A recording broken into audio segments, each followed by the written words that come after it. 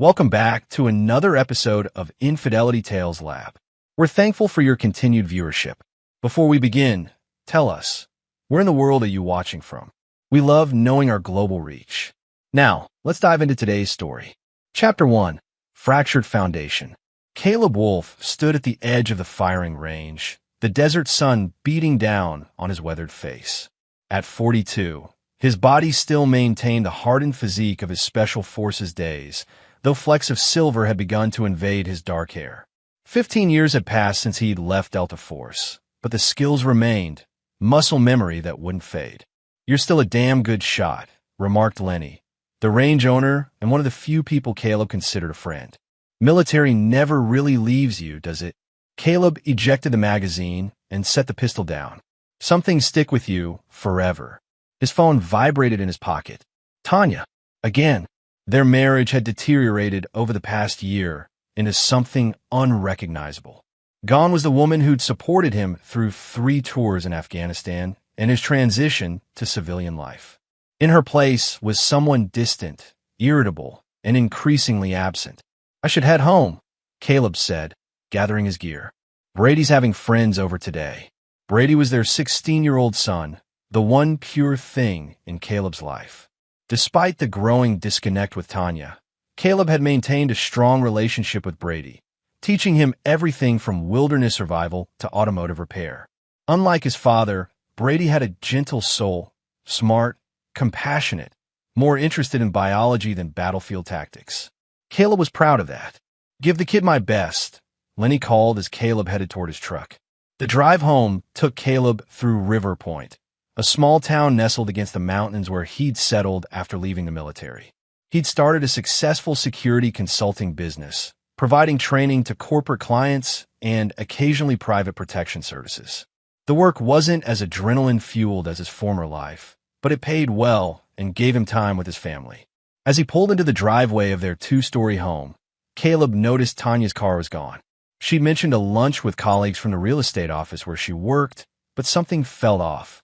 Her excuses for being away had multiplied lately. Work meetings, gym sessions, shopping trips with friends Caleb had never met. Brady greeted him at the door, his lanky frame leaning against the doorway. "Hey, Dad, where are those friends you were having over?" Caleb asked, setting his range bag down. Brady shrugged. "They canceled. Where's Mom?" "Work thing," Caleb replied, studying his son's expression. "Everything okay?" "Yeah." Brady hesitated. "Dad, can I ask you something?" They moved to the kitchen where Caleb grabbed 2 sodas from the refrigerator. "What's on your mind? Is everything okay between you and Mom?" Brady's eyes, so much like Tanya's, looked troubled. Caleb considered lying, but had always been straight with his son. "We're going through a rough patch. Adults sometimes do. But we'll figure it out." Brady nodded, unconvinced. "She gets a lot of calls. And texts. She always leaves the room to answer them." A cold weight settled in Caleb's stomach.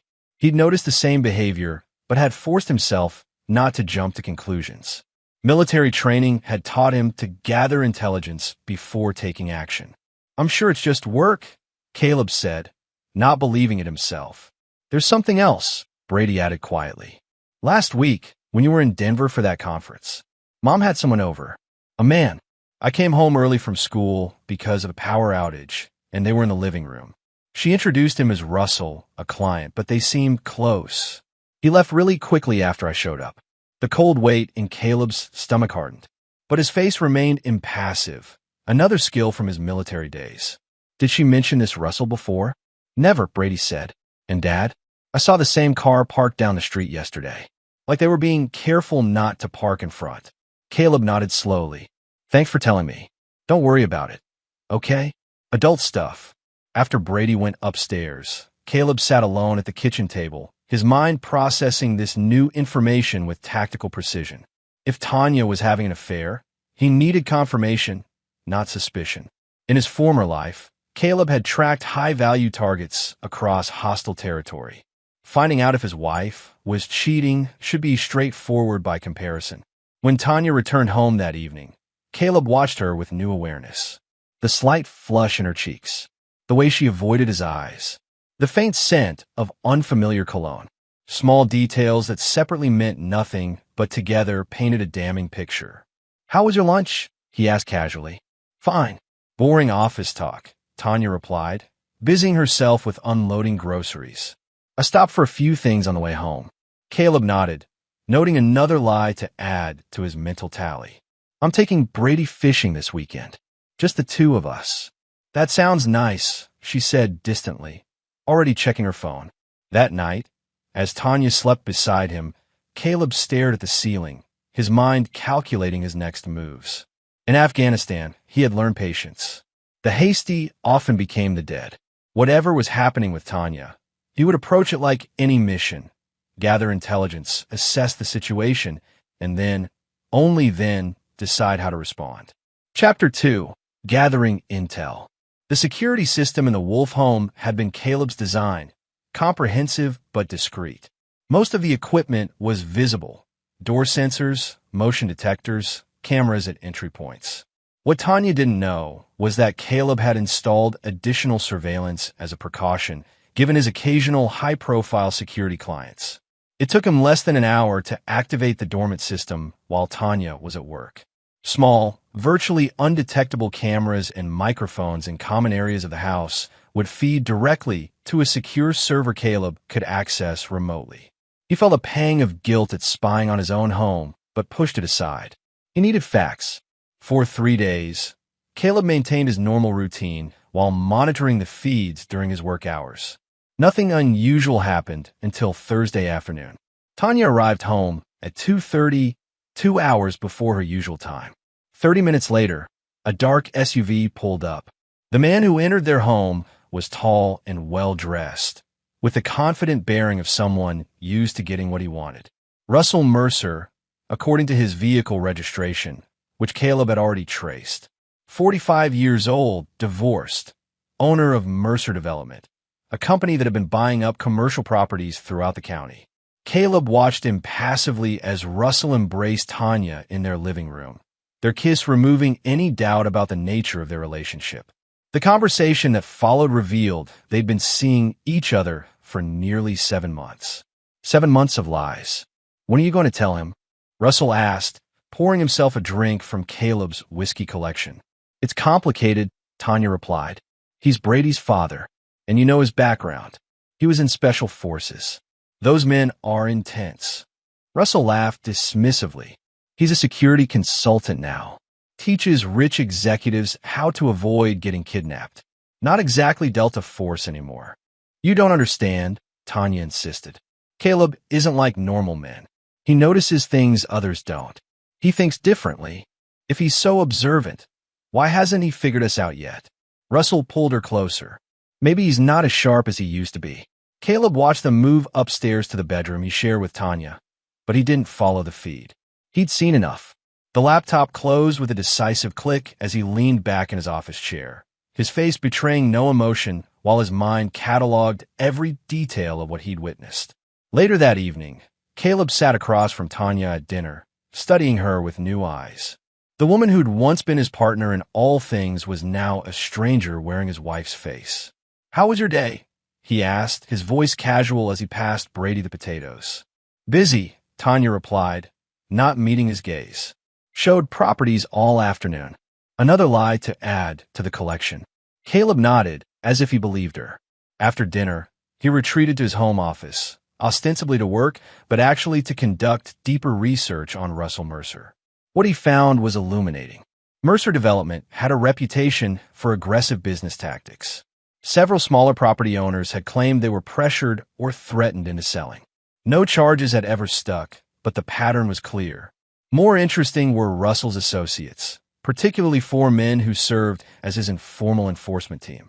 Former criminals who'd found legitimate employment with Mercer while still engaging in questionable activities on his behalf.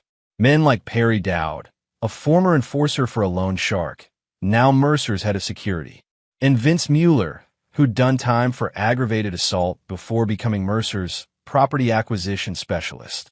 Caleb committed their faces to memory, a habit from his days of studying target packages before missions.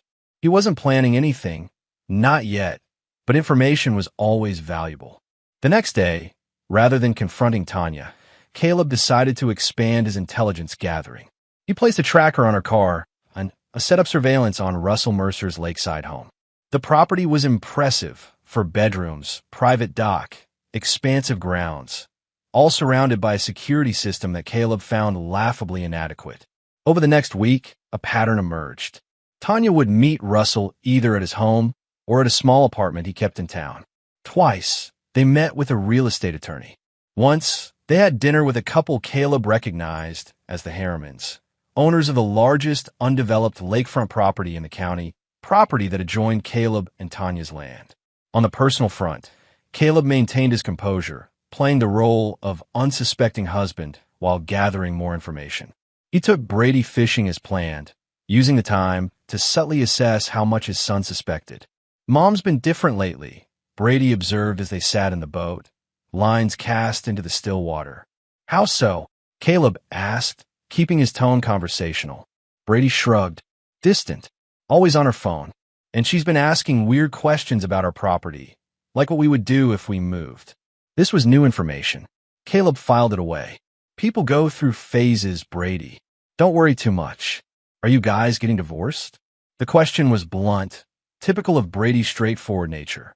Caleb looked at his son, seeing worry beneath the teenager's attempted nonchalance. "I don't know what's going to happen," he answered honestly. "But whatever does, you and I will be okay. That's a promise." Brady nodded, seeming satisfied with his father's candor. They spent the rest of the day discussing Brady's plans for college and his interest in marine biology, deliberately avoiding the subject of Tanya. By the end of the second week of surveillance, Caleb had compiled a comprehensive picture. Tanya was not only having an affair with Russell Mercer, but appeared to be involved in his business dealings. Specifically, she was helping him identify vulnerable properties for acquisition, using her position at the real estate firm to access non-public information. Most concerning was a conversation Caleb captured between Russell and his associate Perry Dowd, discussing the Wolf property. "His wife says he'll never sell willingly," Perry reported. "Too attached to the land. But she's working on getting her name added to the deed. Once that happens, she could sell her half, force a partition." Russell had laughed. "By then, she'll be his ex-wife. And if he becomes difficult, well, you know how to handle difficult people." The threat was clear, and it ignited something cold and focused in Caleb. He'd faced death many times during his military career. He'd looked into the eyes of men who wanted to kill him and walked away while they didn't. Russell Mercer and his associates weren't the first to underestimate him, but Caleb would ensure they learned their lesson thoroughly. That night, as he watched Tanya prepare for bed, going through the motions of their marriage, Caleb made his decision. He would not confront her. Not yet. The situation was larger than just her infidelity. If Russell Mercer and his people were willing to threaten Caleb over property, they were a danger to Brady as well. And there was nothing in this world that Caleb protected more fiercely than his son. Chapter 3. The Catalyst. The call came on a Tuesday afternoon. Caleb was reviewing security protocols for a new client when his phone vibrated. The school nurse's number flashed on the screen, sending a spike of adrenaline through his system. "Mr. Wolf? This is Nurse Alvarez from River Point High. Brady's had an accident. He's being transported to Memorial Hospital right now." The world narrowed to a tunnel of focused clarity. "What happened?" "He fell down a flight of stairs. He has a broken arm, possibly a concussion. He was conscious when the ambulance arrived. I'm on my way." Caleb ended the call, grabbed his keys, and was in his truck within seconds. The 20-minute drive to the hospital took 12 minutes. Caleb parked haphazardly near the emergency entrance and strode in, his presence commanding enough that the receptionist immediately directed him to Brady's location. He found his son in a curtained-off section of the ER, his left arm in a temporary cast, a bruise darkening his right cheekbone. The sight of his injured child triggered something primal in Caleb, a protective rage he carefully controlled. "Brady," he said softly, moving to his son's side. "What happened?" Brady's eyes, glassy from pain medication, focused on his father. "Dad," he said, his voice slightly slurred. "I came home for lunch. I forgot my biology textbook." Caleb frowned. Their house was a 15-minute walk from the school. Brady occasionally went home during lunch, but rarely without texting first. Mom's boyfriend was there, Brady continued, the words sending a chill through Caleb. With his friends. 4 of them. Russell, Caleb clarified, keeping his voice steady despite the fury building inside him. Brady nodded. I didn't know who they were at first. They were in the living room with Mom, looking at maps of our property. When I asked who they were, they laughed. He paused, grimacing as he shifted position. The big guy, not Russell, one of the others, said I should learn to knock. I told him it was my house. He called me a smart-ass and shoved me. I was near the top of the stairs and lost my balance. He pushed you down the stairs? Caleb's voice was dangerously quiet. Mom tried to stop it, Brady added quickly. She yelled at him, but after I fell, Russell told her to take care of me while they finished their business. She drove me to school, said the nurse could check me out, but I felt really dizzy, so they called an ambulance. Where's your mother now? She said she had to go back home to talk to Russell. Brady's eyes welled with tears. Dad, they're still at our house with Mom. I don't think she wants them there, but she seemed scared. A cold, calculating focus settled over Caleb, a state of mind his former teammates had called the wolf hunt. In combat situations, while others grew jittery or aggressive, Caleb became preternaturally calm, his thinking crystal clear, movements precise and economical. You're safe now, he assured Brady, squeezing his good hand. I'm going to talk to your doctor, then I'll take care of everything. The ER doctor confirmed Brady had a clean break of the radius, a mild concussion, and extensive bruising. He wanted to keep him overnight for observation due to the head injury. I'll be back soon, Caleb told Brady after the doctor left. You rest. Don't worry about anything. In a hospital parking lot, Caleb sat in his truck for exactly 2 minutes, formulating his approach. The old Caleb, the civilian who played by society's rules, would call the police, file a report, press charges. But that Caleb had been steadily eroding as he uncovered the extent of Tanya's betrayal, and now he was gone entirely. In his place was the man who had operated behind enemy lines, who had eliminated threats with surgical precision, who had lived by a different code, one where justice wasn't delegated but delivered personally. Caleb drove home with methodical calm. Observing that both Tanya's car and a black SUV he recognized as Russell's were in the driveway. 2 additional vehicles, a silver Audi and a red pickup, were parked on the street.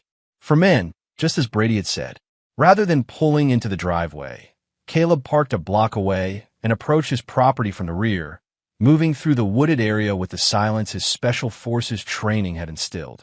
From the cover of trees, he observed the house, noting positions of vehicles and cataloging potential entry points. The floor-to-ceiling windows of the living room offered a clear view inside. Tanya sat on the couch, her body language tense. Russell stood by the fireplace, drink in hand. 3 other men, whom Caleb identified as Perry Dowd, Vince Mueller, and a 3rd associate named Ray Cantrell, were scattered around the room. The 4th man, likely the one who'd pushed Brady, wasn't visible from this angle. Caleb circled to his workshop, a separate building behind the main house where he kept tools and equipment. Inside, he unlocked a hidden compartment in the workbench and removed a tactical vest, a combat knife, and his Glock 19 with suppressor, equipment he'd maintained but hoped never to use again. As he prepared, Caleb's mind was utterly clear. These men had entered his home. They had hurt his son. One way or another, they would pay for that transgression. Moving to the house, Caleb accessed a concealed entrance he'd built during renovations, a precaution born of paranoia that now proved prescient. The small door led to a utility space adjoining the kitchen, allowing him to enter undetected. From inside, he could hear the conversation clearly. Your kid's fine, a gruff voice was saying, likely Perry Dowd. Stop making such a big deal out of it. Kids bounce. He's in the hospital with a broken arm. Tanya responded, her voice tight. This has gone too far, Russell. I want them out of my house. Our future house, you mean, Russell replied smoothly. Once the deal goes through, this place is getting bulldozed anyway. Part of the marina expansion. I never agreed to that, Tanya protested. I told you I just want to sell my half and move to the city. A new voice, deeper than the others, spoke next. Lady, you're in too deep to start growing conscience. You signed those preliminary papers. Your husband's land is as good as ours. That's not legally binding without Caleb's signature, Tanya argued. And after what happened to Brady, he'll never. Let me worry about your husband, Russell interrupted. Travis here knows how to be persuasive. A fourth voice, Travis, presumably the man who'd pushed Brady, laughed. Military types are all the same. Act tough until you apply the right pressure, usually through the family. Caleb had heard enough. These men weren't just business associates using aggressive tactics. They were criminals who had threatened his family and injured his son. In his former life, Caleb had eliminated threats exactly like them. Men who hurt the innocent and believed themselves untouchable. He moved silently through the house, positioning himself in the hallway that connected to the living room. From there, he could see all 5 occupants clearly. Tanya on the couch, Russell by the fireplace, Perry and Vince standing near the windows, and Travis, a hulking man with a shaved head and tattoos visible beneath his shirt sleeves, lounging in Caleb's favorite chair. The sight of the man who had hurt Brady sitting there, smirking in the home Caleb had built, crystallized his resolve. These men had made a fatal error in judgment. They had assumed that because Caleb had left his military life behind, he was no longer dangerous. They were about to learn how wrong they were. Caleb stepped into the living room, his movements so sudden and silent that it took several seconds for anyone to notice his presence. Tanya saw him first, her eyes widening in shock. "Caleb," she gasped. "What are you?" "Brady's in hospital with a broken arm and a concussion," he said, his voice eerily calm. "He told me everything." Russell recovered quickly, adopting a conciliatory tone. "Look, Caleb, there was an unfortunate accident. Travis here got a little overzealous, but no real harm." "No real harm," Caleb repeated, his gaze shifting to Travis, who had risen from the chair and was eyeing Caleb with the misplaced confidence of a man who relied on his size for intimidation. "My son is in the hospital. Your wife invited us here," Travis said with a smirk. "Maybe you should control your woman better." Caleb's expression didn't change, but something in his eyes caused Travis's smirk to falter. "I want all of you out of my house," Caleb stated calmly. "Now." Perry Dowd stepped forward, hand moving toward his jacket. "That's not how this is going to work, Wolf. We have business with your wife, and you're interrupting." What happened next occurred so quickly that later, Tanya would have difficulty describing it coherently. Caleb moved toward Perry with a speed that seemed impossible, deflecting his attempt to draw a weapon and driving a precise strike to his throat. Perry collapsed, gasping for air through a crushed windpipe. Vince and Travis responded immediately, both reaching for weapons. Caleb's Glock appeared in his hand, as if by magic, 2 suppressed shots finding their targets before either man could clear their holsters. Vince fell with a bullet in his chest. Travis took a round to the thigh and stumbled, cursing. Russell had backed against the fireplace, his face a mask of shock. "What the fuck? You're insane." Caleb ignored him, addressing Tanya instead. "Get out." "Caleb, please," she began, her voice trembling. "I can explain." "Get out." He didn't raise his voice, but the command in his tone was unmistakable. "Go to the hospital. Stay with our son."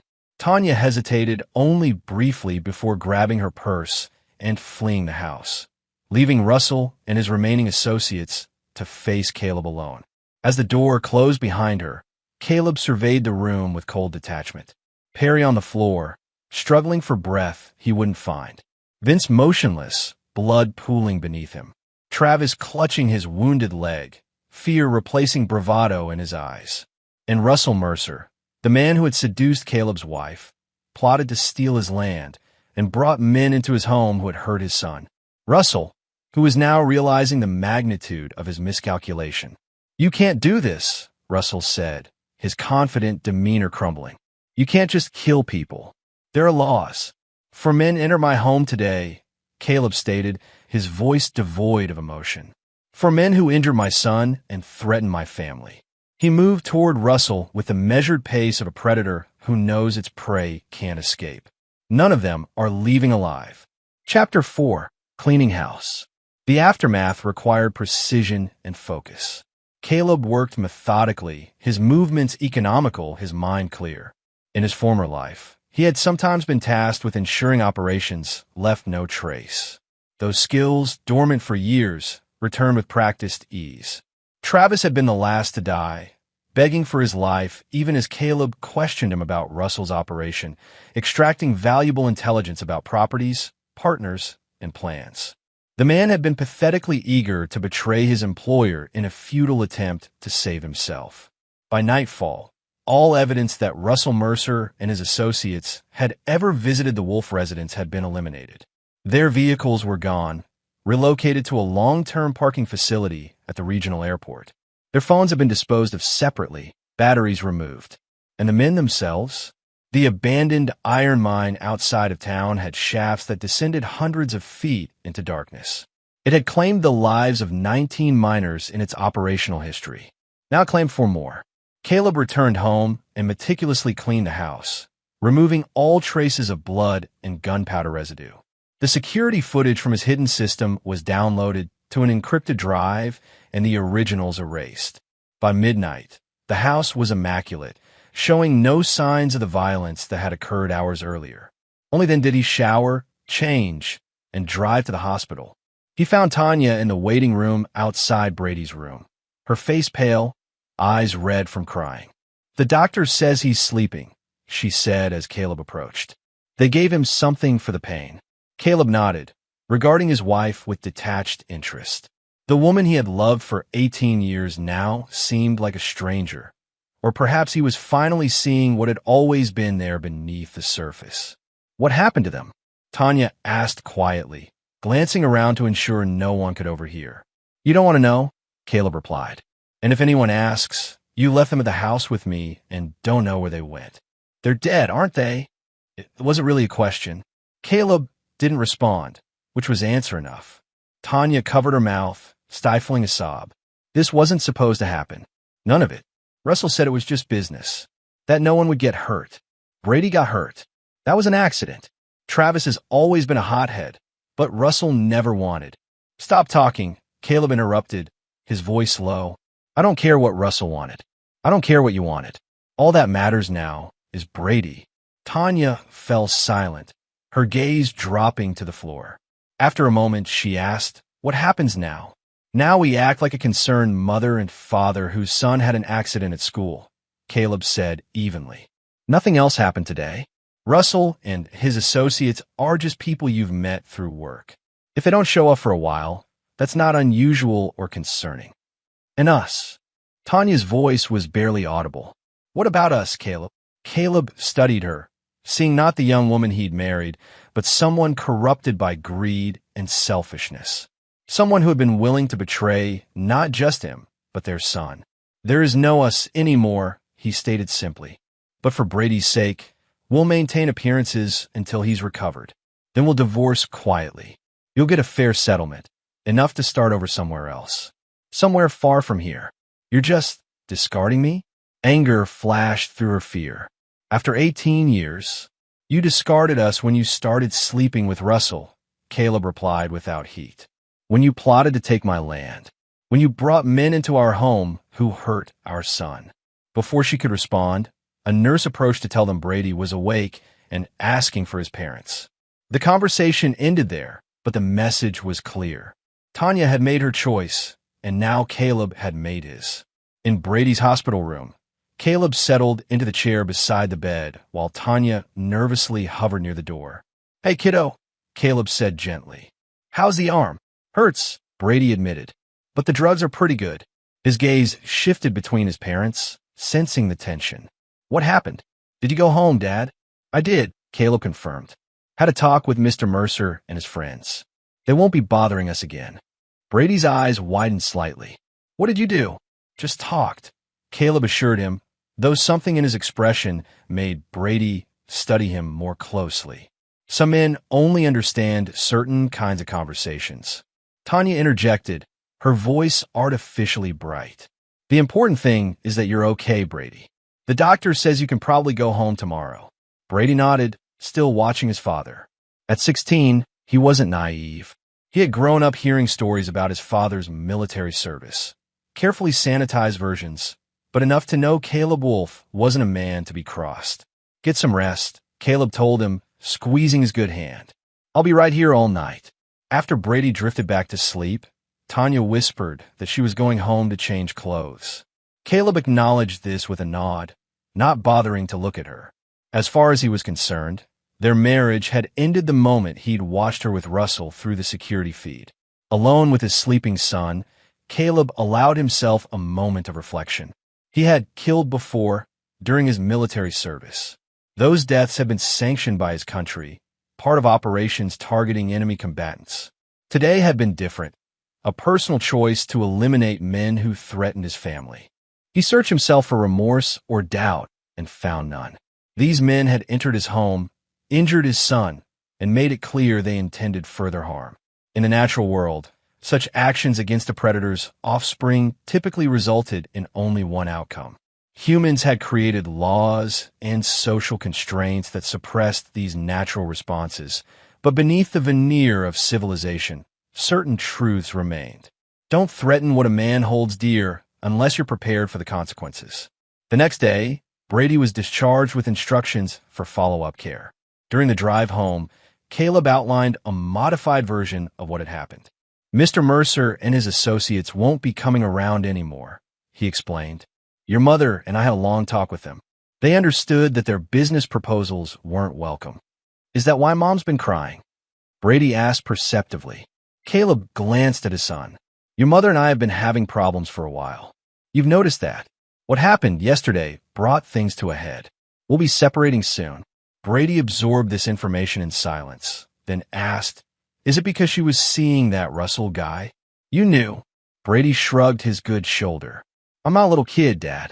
I've seen how she acts, always on her phone, making excuses to leave. And that day I came home and found him there. It was pretty obvious." Caleb nodded, impressed yet again by his son's perceptiveness. "I'm sorry you had to deal with that." "It's not your fault," Brady said firmly. "Mom made her choices." "She's still your mother," Caleb reminded him. "Whatever happens between us doesn't change that." Brady looked out the window. "Will I stay with you? After the divorce? If that's what you want." "It is." The simple declaration warmed something in Caleb's chest, a reminder of why he had done what he did. Not just to punish those who had harmed his son, but to protect Brady's future. The following days established a new normal.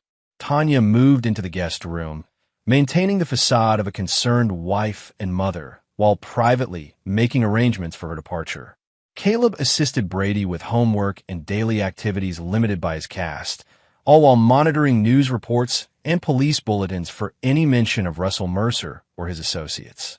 As expected, their disappearance was noted, first by business associates, then by authorities. Russell had been a prominent figure in local development, after all. His sudden absence, along with that of his key employees, raised questions. Caleb observed the investigation with clinical detachment. The men's vehicles being found at the airport created an initial theory that they had left town, possibly due to financial troubles or legal issues that subsequent investigation began to uncover. Russell's business dealings, it seemed, had involved numerous illegalities that were now coming to light in his absence. The consensus among law enforcement was that Russell and his associates had fled to avoid prosecution. International credit card activity, carefully orchestrated by Caleb using information extracted from Travis, supported this theory, creating a trail that led to Mexico and then overseas. While this investigation progressed, Caleb focused on the next phase of his plan. He had eliminated the immediate threat, but there were loose ends to tie up, particularly regarding Russell's business partners and the shadowy investors behind his development projects. Travis's final confessions had revealed an operation larger than just Russell's ambitions. There were powerful interests involved, people who had funded Russell's property acquisitions with the goal of developing the entire lakefront into a resort complex. People who might notice Russell's disappearance and send others to continue his work. People who might still pose a threat to Caleb and Brady. Caleb had no intention of waiting to find out. In warfare, the successful strategist seized the initiative rather than reacting to enemy movements. He would identify these hidden players and neutralize the threat they posed permanently. The hunter was on the move, and his prey had no idea they were being stalked. Chapter 5. Following the Money. The offices of Mercer Development occupied the entire fifth floor of River Point's only high-rise building. The space featured contemporary design, floor-to-ceiling windows, and a reception area meant to impress potential investors. At 2:17 a.m., however, the only illumination came from the dim emergency lighting and the small flashlight Caleb used to navigate his way to Russell's private office. Security had been minimal. A standard alarm system Caleb had disabled in under 3 minutes, and a night guard who patrolled the building's perimeter once an hour with clockwork predictability. The lock on Russell's office door took slightly longer, its biometric component requiring specialized equipment Caleb had acquired from contacts in his security consulting business. Once inside, Caleb moved efficiently. The computer would be monitored and possibly remotely accessed by whatever organization had backed Russell's operations. Instead, Caleb focused on a small safe concealed behind an original Wyeth landscape, the combination for which he had extracted from Travis during their brief but productive interrogation. Inside the safe, Caleb found what he sought: an external hard drive, a ledger with handwritten notes, and a series of documents outlining the true ownership structure of Mercer Development. These items went into his bag, along with selected files from Russell's desk that Travis had identified as important. As he prepared to leave, Caleb noticed a framed photograph on Russell's desk. Russell standing beside a distinguished-looking older man on a golf course, both smiling confidently at the camera. Caleb recognized the older man immediately: Charles Beaumont, the region's wealthiest resident and a major political donor whose name adorned hospital wings and university buildings. According to the information from Travis, Beaumont was more than just a prominent citizen. He was the primary investor behind the Lakefront Development Project, with connections to state officials who had expedited permits and rezoning applications. Russell had been his frontman, the public face who handled the messy details while Beaumont remained at a clean distance. Caleb pocketed the photograph and exited the office, leaving no trace of his presence. His next stop was Russell's apartment in town, the one he had used for meetings with Tanya and others he wanted to keep separate from his public life. The apartment yielded additional intelligence: a laptop not connected to Mercer Development systems, financial records for offshore accounts, and a burner phone with contact numbers for individuals not in Russell's public address book. Most valuable was a calendar detailing upcoming meetings, including one scheduled for 3 days later at Beaumont's estate with representatives from a foreign investment group. By dawn, Caleb had compiled enough information to understand the full scope of the operation that had targeted his land. The lakefront development was merely the public-facing portion of a larger scheme involving water rights acquisition, mineral leases, and infrastructure contracts worth hundreds of millions. The project had attracted investment from a consortium with ties to organized crime, using shell companies and local proxies like Russell to maintain deniability. The technical term for such operations, Caleb knew, was strategic corruption, the systematic compromise of local governance and regulatory frameworks to enable large-scale extraction of resources and profits. He had seen similar patterns in developing nations during his military career, usually involving warlords and multinational corporations. The principles remained the same even in small-town America. Identify valuable resources, corrupt or control local officials, and extract maximum profit while externalizing costs to the community. Caleb's property, with its extensive lakefront access and unique position at the center of the planned development, had been a key acquisition target. Without it, the project's viability was significantly reduced, which explained why Russell and his backers had been willing to resort to threats and intimidation. The question now was how to proceed. The organization behind Russell was larger and more sophisticated than a few local thugs. Charles Beaumont had political connections, private security, and the resources to cause significant problems for anyone who opposed him. A direct confrontation would be unwise. In the military, Caleb had learned that asymmetric warfare required identifying critical vulnerabilities rather than attacking strength directly. He needed to find Beaumont's weak points, the exposure he couldn't afford, the pressure points that would force him to abandon the project. The answer began to emerge as Caleb reviewed the financial documents from Russell's laptop. The development project relied on a complex structure of loans, investments, and advance payments that created significant leverage. Beaumont had overextended himself, betting heavily on the project's success to offset mounting gambling debts and investment losses elsewhere. More importantly, the foreign investors were not people who tolerated failure or excuses. Their latest capital injection came with specific performance requirements and deadlines. Russell's sudden disappearance had already created complications. Any further delays or obstacles would trigger clauses that could be financially devastating for Beaumont. Caleb allowed himself a small, cold smile. He had found the vulnerability. That afternoon, while Tanya took Brady to a follow-up medical appointment, Caleb used Russell's burner phone to send messages to key contacts, including Charles Beaumont. The messages, seemingly from Russell, cited unforeseen complications and postponed the upcoming meeting with the foreign investors.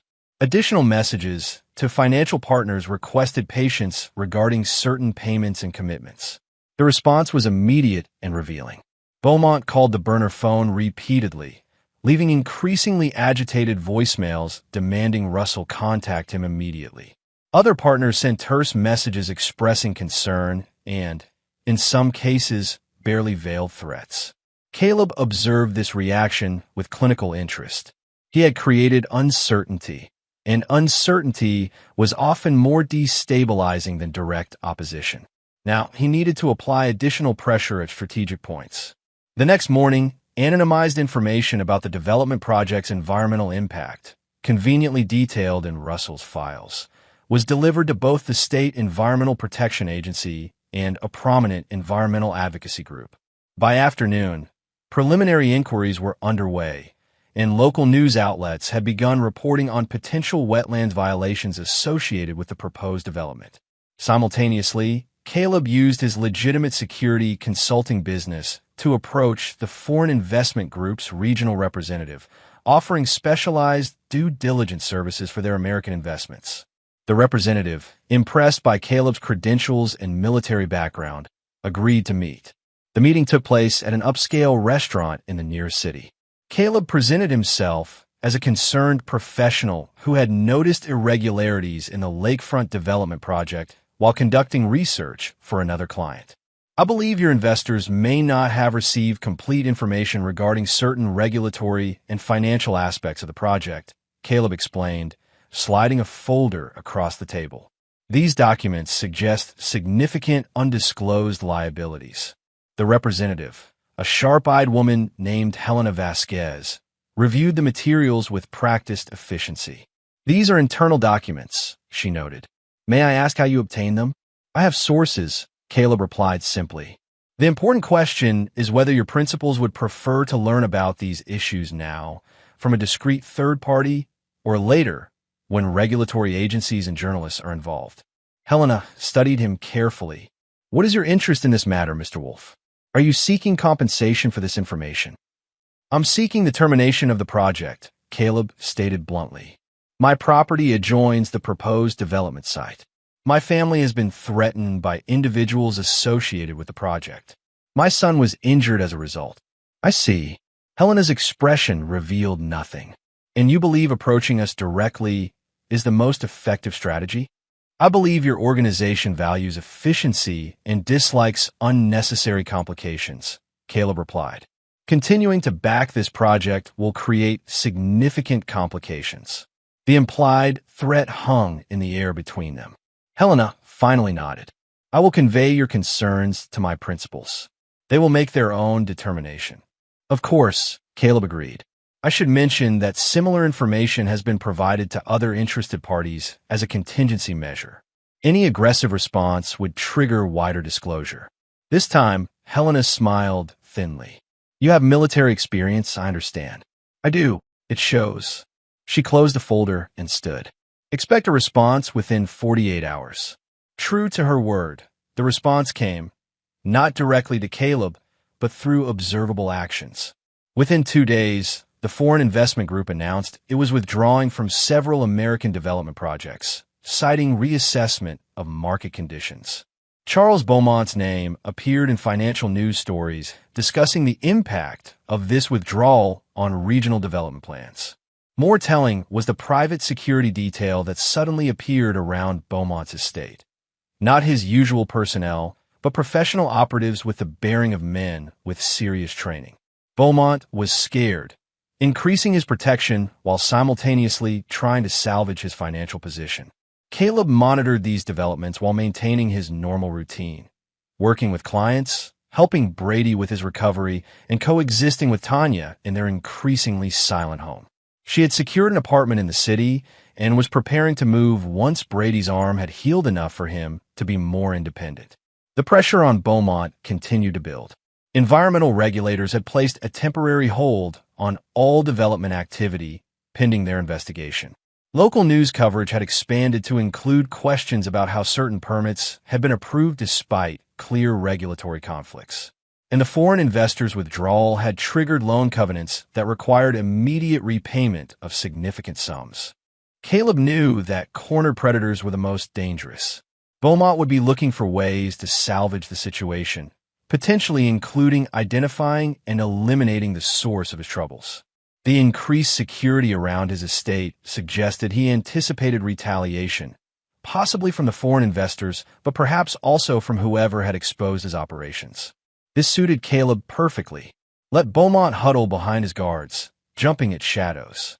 The psychological pressure of waiting for an attack that might come from any direction at any time was its own form of punishment, one Caleb had employed against enemy commanders in his former life. But psychological pressure was just the beginning. Caleb had no intention of allowing Beaumont to recover, regroup, and potentially pose a future threat. The man had authorized actions that led to Brady's injury. That debt would be paid in full. The opportunity presented itself sooner than expected. Among Russell's contacts was a woman named Sophia Green, whose text messages suggested a personal relationship with Beaumont despite her official role as his executive assistant. According to the messages, Beaumont's wife was away visiting family on the East Coast, and Sophia was staying at the estate, specifically in the guest house by the pool, away from the main residence where the security detail was concentrated. Caleb formulated his approach carefully. Direct infiltration of the estate would be challenging given the increased security. Instead, he would use Sophia as his entry point, not physically but informationally. A background check revealed that Sophia had a younger brother with a history of drug-related offenses currently on probation, a weakness Caleb could exploit without hesitation.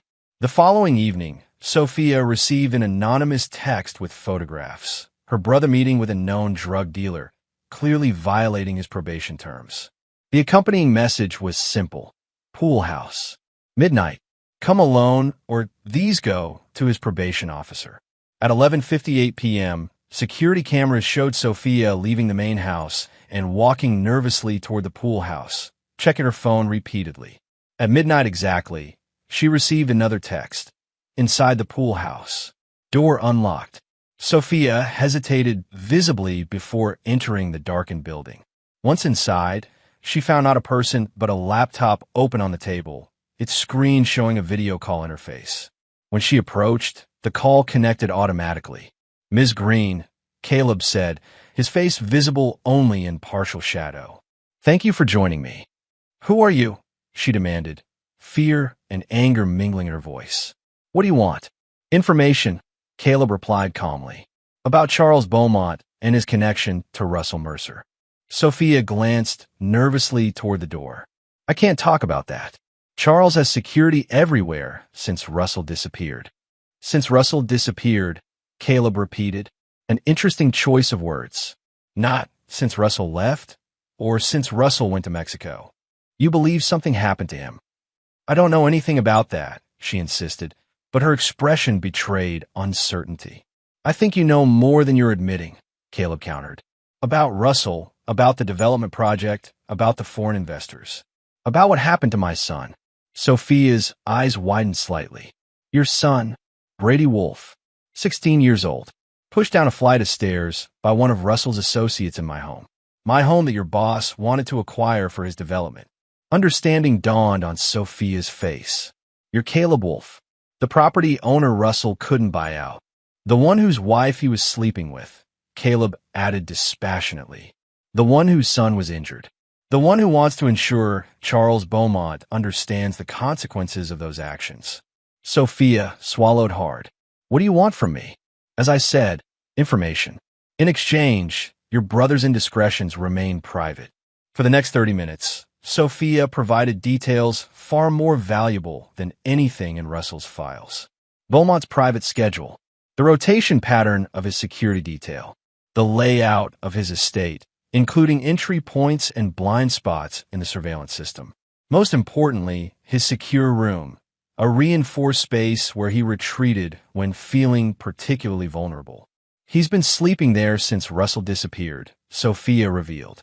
He has a panic button that alerts a private security firm with a response time under 5 minutes. Caleb absorbed this information, constructing and discarding tactical approaches in his mind.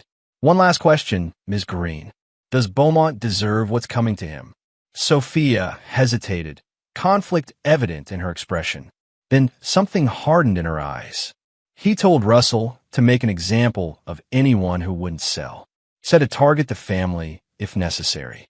Well, I heard about that boy getting hurt. I almost quit. But you didn't, Caleb observed. No, she admitted quietly. I didn't. Thank you for your honesty. Caleb reached to end the call, then paused. The photos of your brother have been deleted. Make better choices than your employer, Ms. Green.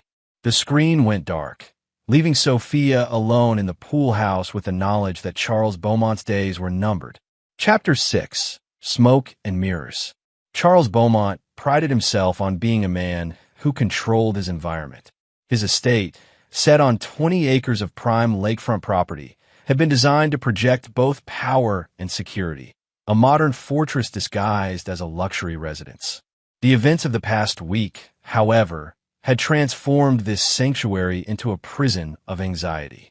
Russell's disappearance had been concerning but manageable. The subsequent withdrawal of the foreign investors had been a significant setback. The regulatory investigation was a growing problem.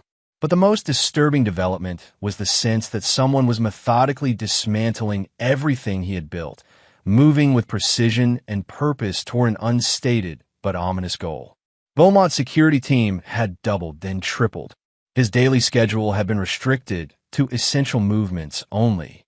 His communications were routed through secure channels. Yet none of these precautions had alleviated the crawling sensation between his shoulder blades, the feeling of being watched, studied, and measured for retribution. On the 7th day after Russell's disappearance, Beaumont received a plain white envelope with no return address. Inside was a single photograph, Russell Mercer standing beside him on the golf course, with 4 faces circled in red: Russell, Perry, Vince, and Travis. Across the bottom, written in black marker, were 6 words: "From men entered. None left alive." The implication was unambiguous.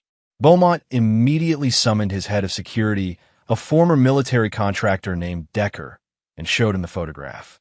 "Find out who sent this," Beaumont demanded, his voice tightly controlled despite his internal panic. "And increase security. No one enters the property without full identification and verification." Decker studied the photograph, his expression grim. "This looks like a death notification, sir. And a threat." "I'm aware of what it is," Beaumont snapped. "What I want to know is who sent it and what they want." "The phrasing suggests military," Decker observed. "The clarity of purpose, the directness. No demands, just a statement of fact and an implied warning." Beaumont paced the secure room where he now spent most of his time. "This has to be connected to the Wolf property. Russell said there was a problem with the owner, but assured me it was being handled." "What kind of problem?" "The man refused to sell. Russell was working on his wife instead. Apparently, she was amenable to the right incentives." Beaumont waved dismissively. The details weren't important as long as Russell delivered results. Decker's expression suggested he found this approach short-sighted. "Do you have information on this property owner? Background, employment, potential capabilities?" Beaumont retrieved his tablet and pulled up a file. "Caleb Wolf, 42, owns a security consulting business. Prior to that, military service. Army, I believe. What kind of military service? Decker asked, his interest visibly sharpening. Does it matter? He teaches corporate executives how to avoid kidnapping. Hardly relevant to our situation.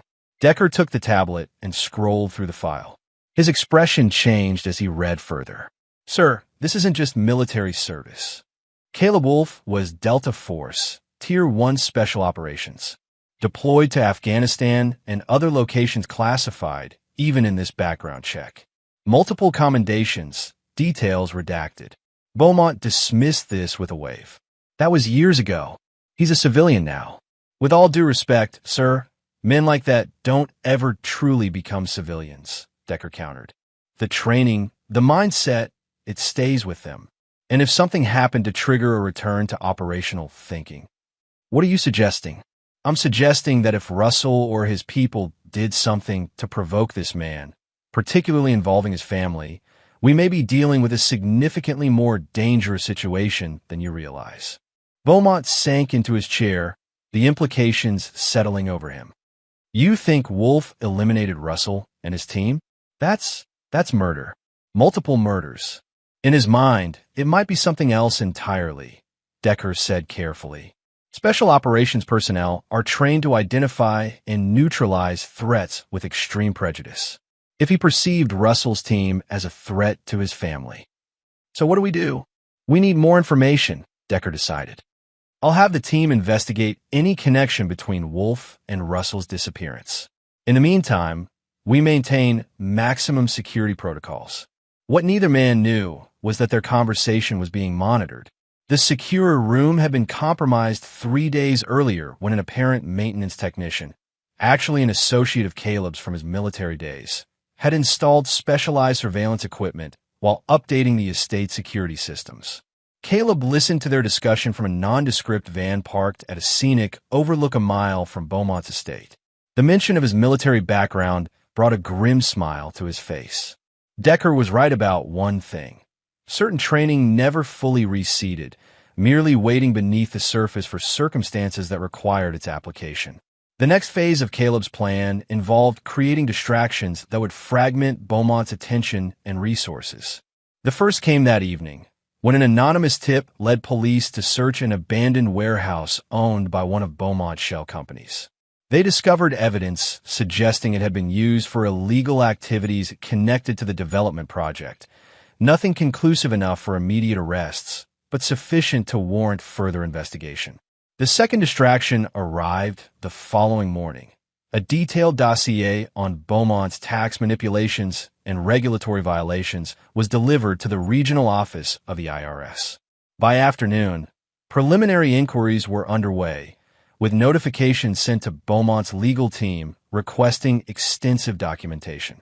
The third and most effective distraction targeted Beaumont's reputation directly. Carefully selected communications from Russell's files, authenticated and containing Beaumont's explicit instructions regarding coercive tactics against property owners, were provided to a journalist known for investigating corruption in real estate development. The resulting article, published online with promises of further revelations to come, created immediate ripples through Beaumont's social and business circles. Each of these actions forced Beaumont to divide his attention and resources, directing some of his security personnel to manage the growing threats to his freedom and fortune rather than focusing exclusively on his physical protection. More importantly, they increased his stress and sense of being besieged from all sides, psychological pressure that would inevitably lead to mistakes. While Beaumont scrambled to contain these various crises, Caleb prepared for direct action. The intelligence gathered from Sophia Green had provided a comprehensive understanding of the estate's security measures and vulnerabilities. The surveillance of Beaumont's secure room had yielded additional insights about his movements and habits. The most valuable information, however, came from an unexpected source. Decker, the security chief, had begun his own investigation into Caleb's background and activities. This included contacting former military personnel who had served with him, seeking insights into his capabilities and potential strategies. One of those contacts was Alex Reeves, who had indeed served with Caleb in Afghanistan. and who remained a trusted associate. Instead of providing accurate information about Caleb's likely approach, Alex fed Decker carefully crafted misinformation, suggesting that Caleb, if responsible for Russell's disappearance, would likely follow a specific tactical doctrine that emphasized direct confrontation after systematic isolation of the target. Armed with this intelligence, Decker repositioned his security assets to defend against the anticipated approach. In doing so, he inadvertently created openings in other areas, openings Caleb had identified and planned to exploit. The final element fell into place when Beaumont's wife announced she was extending her East Coast visit indefinitely, having read the news reports about her husband's alleged activities.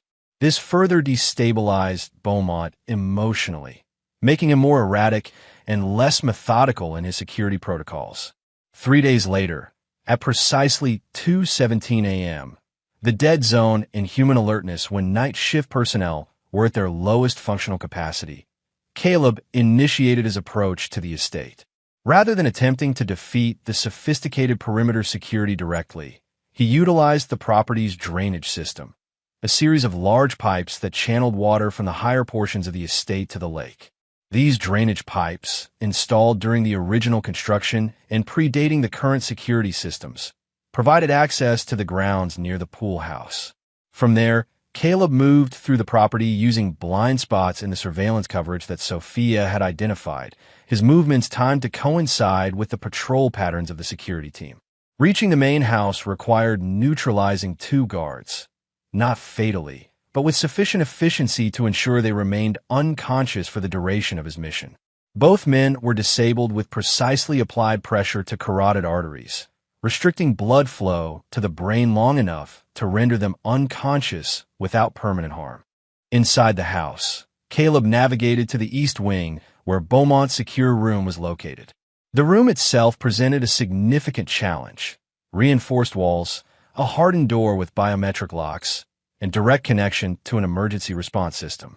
According to Decker's security protocols, any attempt to breach the room would trigger an immediate armed response. Caleb had no intention of breaching the room. Instead, he accessed the environmental control system for that section of the house, a separate panel located in a utility closet nearby. From there, he was able to introduce a colorless, odorless gas into the ventilation system serving the secure room. The gas, a non-lethal, incapacitating agent developed for hostage rescue scenarios, would render Beaumont unconscious within minutes of exposure. The room's air filtration system, designed to protect against conventional chemical threats, wasn't calibrated to detect or remove this particular compound. While waiting for the gas to take effect, Caleb disabled the direct line to the security company and looped the surveillance footage of the secure room, creating the appearance that Beaumont was sleeping normally. When sufficient time had elapsed, he bypassed the biometric locks using techniques developed for covert entry operations during his military service. Inside the secure room, he found Charles Beaumont unconscious on the bed, his breathing shallow but stable. Caleb efficiently secured him with restraints, covered his mouth with specialized tape that allowed breathing but prevented speech, and administered a mild sedative to ensure continued unconsciousness during transport. Exiting the estate proved simpler than entering. Beaumont, wrapped in a body bag similar to those used by high-end security teams for emergency evacuations, was carried by Caleb directly through the front entrance. The 2 guards stationed there, having received an apparent authorization code from Decker via their communication system, allowed the presumed security specialist to load the package into an unmarked vehicle identical to those used by Beaumont's security team. By dawn, Charles Beaumont found himself regaining consciousness in an unfamiliar location, a small, windowless room with concrete walls reminiscent of a cold storage facility. His hands were secured to the chair where he sat, and across from him, watching with detached interest, was Caleb Wolfe. "Mr. Beaumont," Caleb acknowledged as Beaumont's eyes focused. "Welcome back." Beaumont attempted to speak, found his mouth uncooperatively dry, and settled for glaring at his captor. "You're wondering what this is about," Caleb continued conversationally. "Why you here? What I want from you?" He leaned forward slightly. "It's quite simple, really. Your associate Russell Mercer seduced my wife. He brought men into my home who injure my son, all in service to your development project. Beaumont swallowed with difficulty. I never authorized. You told Russell to make an example of anyone who wouldn't sell, Caleb interrupted. You said to target the family if necessary. Your words, Mr. Beaumont, recorded in Russell's meticulous notes. That was just business talk, Beaumont protested weakly. I never meant for anyone to get hurt. My son has a broken arm and a concussion, Caleb stated, his voice remaining eerily calm. He was pushed down a staircase in his own home by men you employed. Men you directed to pressure my family. Beaumont's eyes darted around the room, seeking some escape or advantage. Finding none, he attempted a different approach. What do you want? Money? I can pay whatever you're asking. I'm not interested in your money, Caleb replied. What I want is your complete withdrawal from the lakefront development project, the dissolution of all related business entities, your permanent departure from the region, and a very generous contribution to my son's college fund. That's millions in losses, Beaumont sputtered. Years of planning, investments. The alternative, Caleb interrupted smoothly, is less pleasant. The implied threat hung in the air between them. Beaumont studied Caleb's expression, searching for any sign of bluff or uncertainty. Finding none, he asked, what happened to Russell and his men? What do you think happened? Caleb countered. Beaumont swallowed hard. You killed them. For men enter my home, Caleb confirmed without emotion. Men who threaten my family and injure my son. None of them left alive. The blunt admission seemed to drain what little resistance remained in Beaumont. You'll never get away with this. Kidnapping, murder, you're talking about serious crimes. I'm talking about consequences, Caleb corrected. Something men like you and Russell believe you're immune to. You move through the world taking what you want, hurting whoever stands in your way, secure in the belief that your money and connections protect you from repercussions. He leaned closer. But some lines shouldn't be crossed, Mr. Beaumont. Threatening a man's family is one of them. What's to stop me from going to the police as soon as you release me? Beaumont challenged, a last flicker of defiance. Caleb smiled thinly. Several things.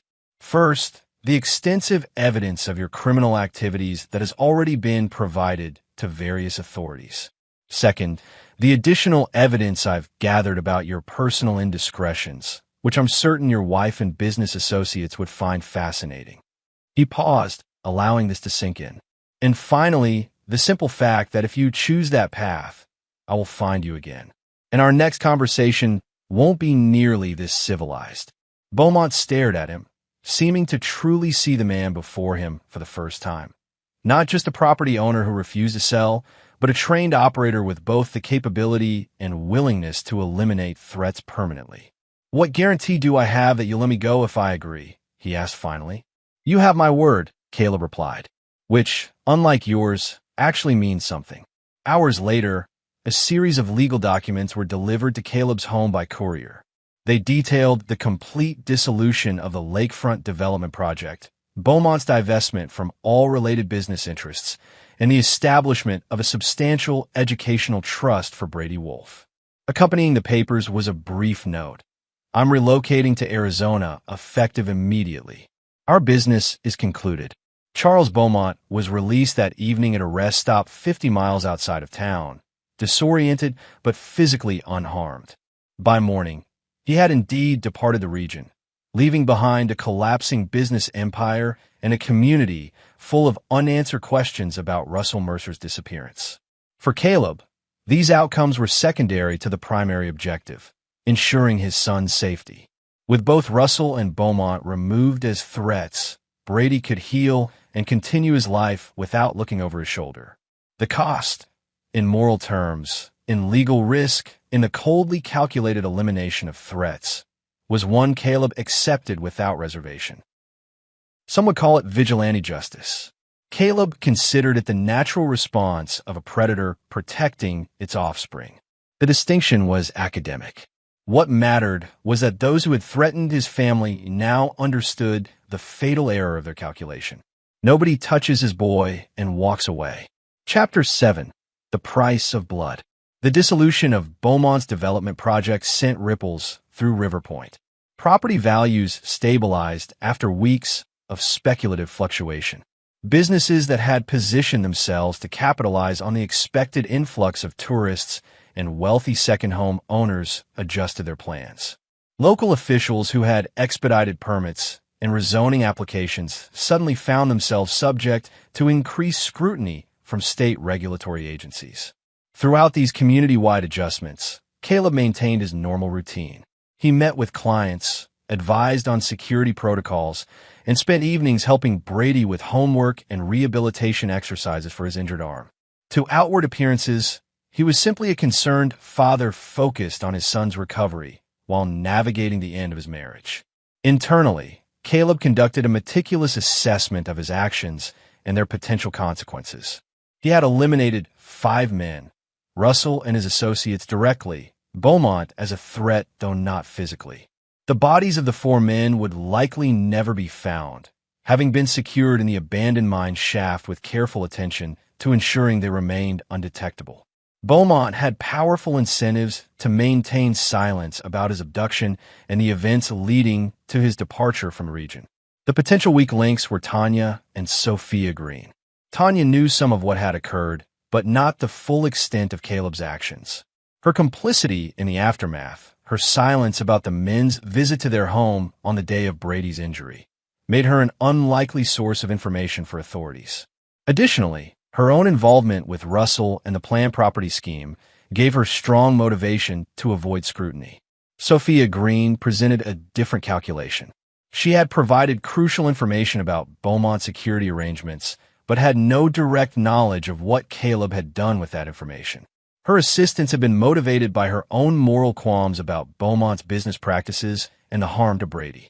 Still, she represented a potential vulnerability in Caleb's operational security. Both women warranted monitoring, but not immediate action. Caleb established discreet surveillance on Sophia while maintaining careful observation of Tanya's activities within their increasingly separate lives. The more immediate concern was Brady. The boy was perceptive and had already connected certain dots regarding the disappearance of Russell and his associates. During a fishing trip 3 weeks after Beaumont's departure, Brady broached the subject directly. "Those men who were at our house," he began, carefully baiting his hook. "The ones who pushed me. They're not coming back, are they?" Caleb studied his son's profile, noting the seriousness in his expression. "No, they're not." Brady nodded, seeming to accept this answer at face value. After a moment, he asked, "Did you make them go away?" The question was deliberately ambiguous, offering Caleb the option to interpret it as he chose.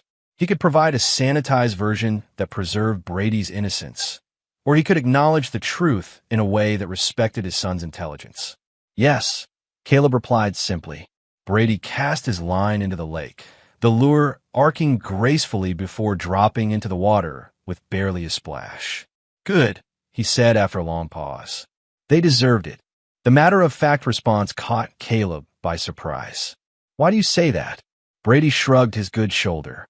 "They came into our house. They hurt me. They were trying to take our land." He looked directly at his father. In nature documentaries, when something threatens the young, the parent eliminates the threat. It's just natural. Caleb recognized the echoes of his own thinking in his son's words. Most people would say humans should operate by different rules. Maybe, Brady conceded, but those men didn't follow the rules either. They chose to be predators. They just picked the wrong target. The conversation shifted to other topics, but Caleb found himself reflecting on Brady's perspective. The boy had processed what had happened through the lens of natural law rather than human legal constructs. There was both wisdom and danger in that viewpoint. Weeks passed. Summer transitioned into early fall. Brady's cast was removed, replaced by a brace he would wear for another month. Tanya completed her move to the city, establishing separate households with a minimum of conflict. The divorce proceedings advanced steadily, the distribution of assets simplified by Caleb's willingness to be generous in financial terms while maintaining sole ownership of their property. Life developed a new rhythm, one that might have continued indefinitely if not for the arrival of Detective Laura Keegan. She appeared at Caleb's office on a Tuesday morning, presenting her credentials and requesting a few minutes of his time. In her early 40s, with intelligent eyes and the composed demeanor of a seasoned investigator, she represented a more sophisticated threat than the local authorities Caleb had anticipated dealing with eventually. State Police, Caleb noted, examining her ID. Special Investigations Unit. What brings you to River Point, Detective Keegan? The unusual circumstances surrounding Russell Mercer's disappearance, she replied, settling into the chair across from his desk. And his associates, and Charles Beaumont's abrupt departure from the region.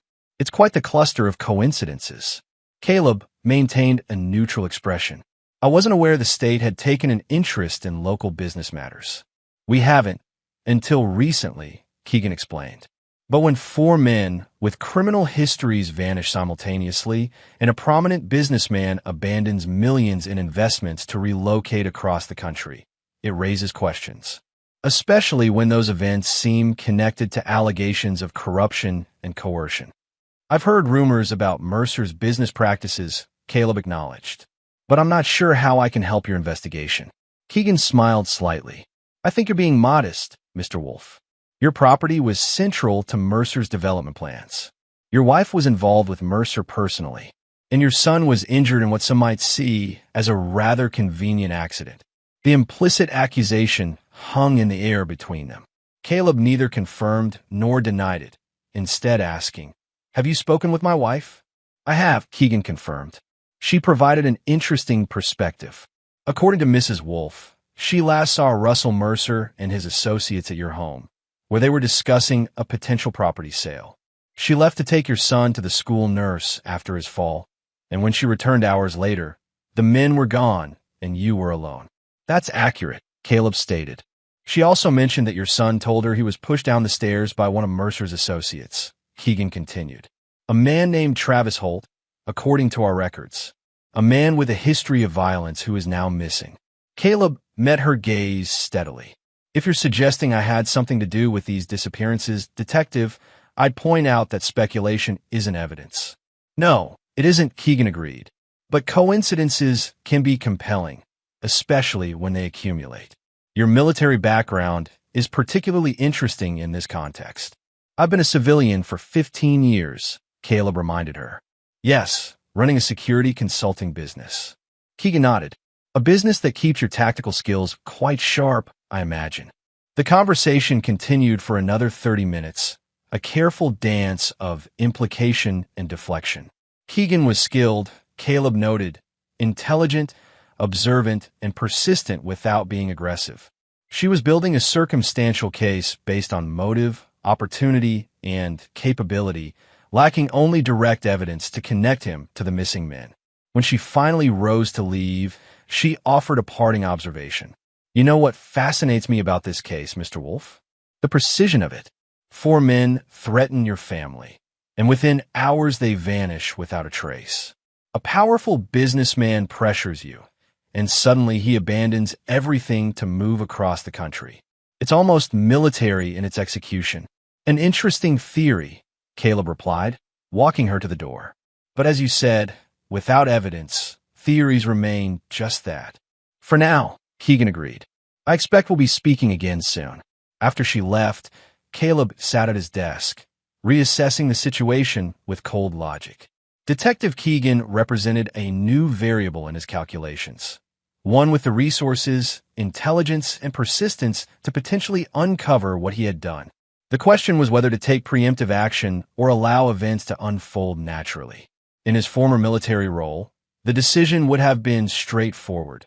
Neutralize the threat before it could develop further. But civilian life operated by different rules, and eliminating a state police detective would create more problems than it solved. Instead, Caleb decided on a strategic repositioning. He would accelerate certain plans that had been developing gradually, establishing additional layers of insulation between his actions and any potential investigation. That evening, he discussed the situation with Brady, maintaining transparency about the potential challenges ahead without burdening his son with unnecessary details. A detective came to see me today, he explained as they prepared dinner together. State police, asking questions about Russell Mercer and his associates. Brady's hands stilled momentarily before continuing to chop vegetables. What kind of questions? The kind that suggest she suspects I might be responsible for their disappearance. Brady considered this. Does she have evidence? No, Caleb assured him, and she won't find any. But she's intelligent and determined, which means we need to be prepared for increased scrutiny. What should I do if she wants to talk to me? Brady asked practically. Tell the truth about what happened that day, Caleb advised. About coming home, finding those men there, being pushed down the stairs. About your mother taking you to school instead of the hospital. The detective already knows those details. And if she asks about after, tell her you don't know anything about where those men went, Caleb said. That would be the truth. Brady nodded, accepting this direction. After a moment, he asked, Are we in danger? The question cut to the heart of Caleb's concerns, not for himself, but for his son.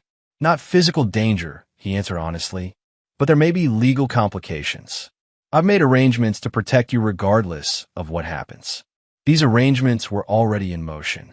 Earlier that day, Caleb had contacted his lawyer to establish a trust for Brady that would be secure even if Caleb faced legal challenges. He had also reached out to former military colleagues, men who understood the code of protecting family at all costs and who would ensure Brady was supported if necessary. The detective's appearance accelerated Caleb's timeline for another matter as well. The following morning, he visited Sophia Green at her new workplace, a real estate agency in a neighboring town where she had found employment after Beaumont's departure. Mr. Wolf, she greeted him nervously when he appeared at her desk. I didn't expect to see you again. We need to talk, Caleb said quietly. Not here. They met during her lunch break at a small park nearby. Caleb came directly to the point. State police are investigating Mercer's disappearance and Beaumont's departure. A detective named Keegan. She's good at her job. Sophia paled slightly. What does that have to do with me? You provided information about Beaumont's security, Caleb reminded her.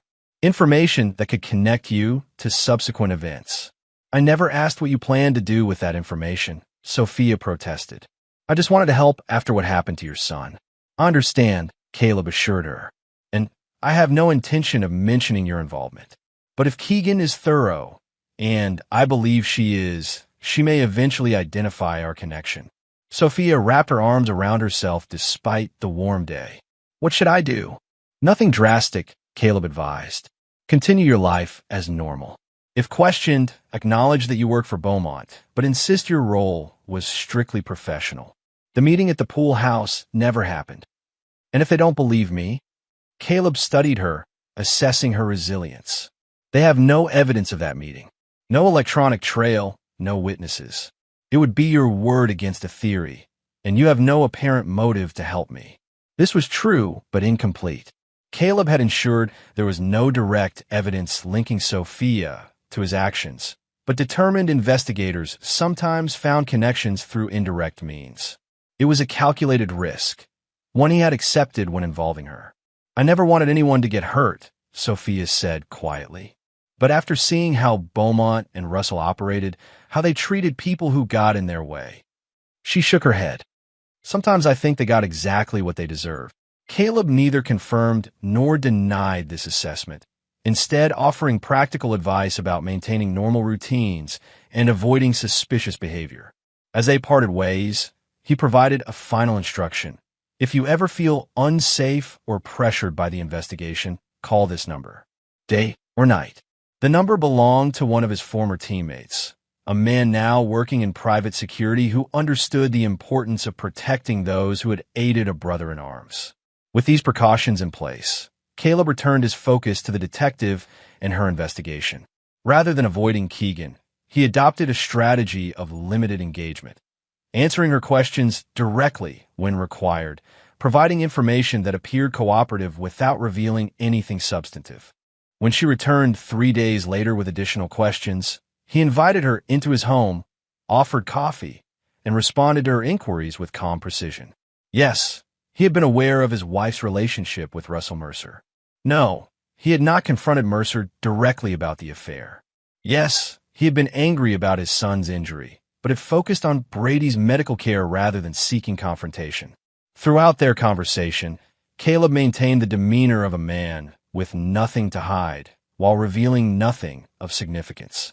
It was a technique he had employed during military debriefings. Acknowledge known facts, provide context without additional detail, and project confident openness that discouraged deeper probing. Keegan, for her part, remained professional but persistent. "Your military record is impressive," she noted at one point. "Special operations, multiple combat deployments. The skills you developed would be quite useful in certain situations. They translate well to civilian security work," Caleb agreed neutrally. "And to other applications, I imagine," Keegan suggested. "Tracking individuals, covert entry, neutralizing threats." Caleb met her gaze steadily. "My military service ended 15 years ago, Detective. I'm a business owner and a father now." "People don't change their fundamental nature," Keegan observed. "They adapt it to new circumstances." "An interesting philosophical perspective," Caleb replied, "but I'm not sure how it relates to your investigation." The detective smiled slightly. "It relates to my understanding of motivation and capability. When a trained operator believes his family is threatened, his response would likely be decisive." The implication was clear, but without evidence, it remained merely supposition. Caleb neither confirmed nor denied her assessment, instead steering the conversation back to factual matters she could verify independently. As weeks passed, the investigation continued but gained little traction. The missing men remained missing, their digital and financial footprints ending abruptly on the day of Brady's injury. Beaumont, contacted by state authorities in Arizona, maintained that his relocation had been purely a business decision, citing market conditions and personal preferences for the sudden move.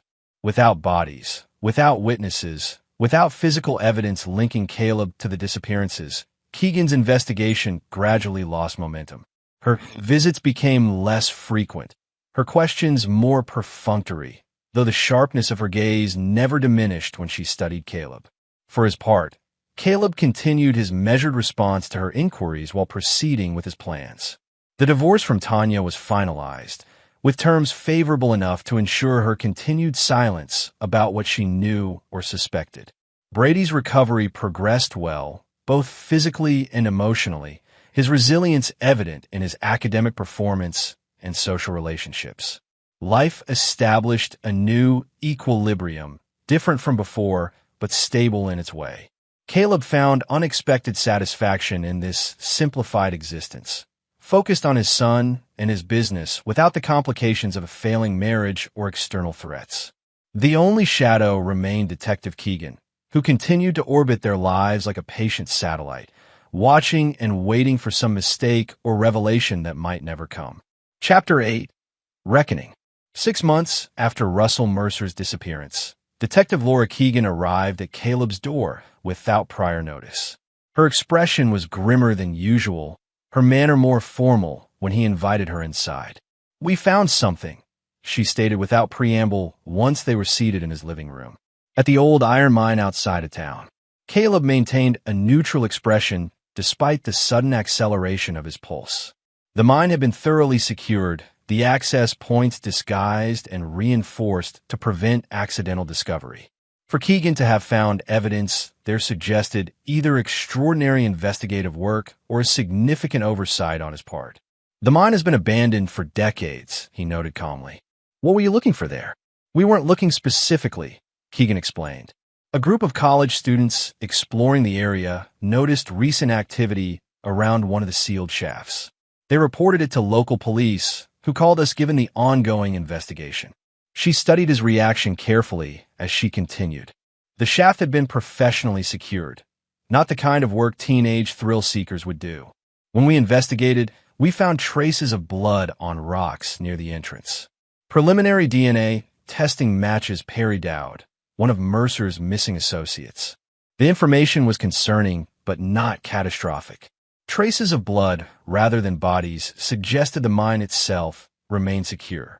Still, it provided Keegan with the first physical evidence, potentially connecting the missing men to foul play rather than voluntary disappearance. That seems significant, Caleb acknowledged. But I'm not sure why you're telling me. Because we also found boot prints, Keegan replied. High-end tactical boots, size 11. The same type and size you're wearing right now. Caleb glanced down at his footwear. Quality boots he had worn during his security work for years. These are common boots, detective. Available in any outdoor store. True, she conceded. But interesting in context. We also analyzed soil particulates embedded in the tread pattern at the mine. They matched soil samples from your property. This was more problematic. Caleb had been careful to change footwear after the disposal operation, but microscopic evidence was difficult to eliminate completely. I work and live on my property, he pointed out reasonably. Any boots I wear would likely pick up soil from here, and I hike throughout this region regularly. Without establishing when those prints were made, the connection seems tenuous.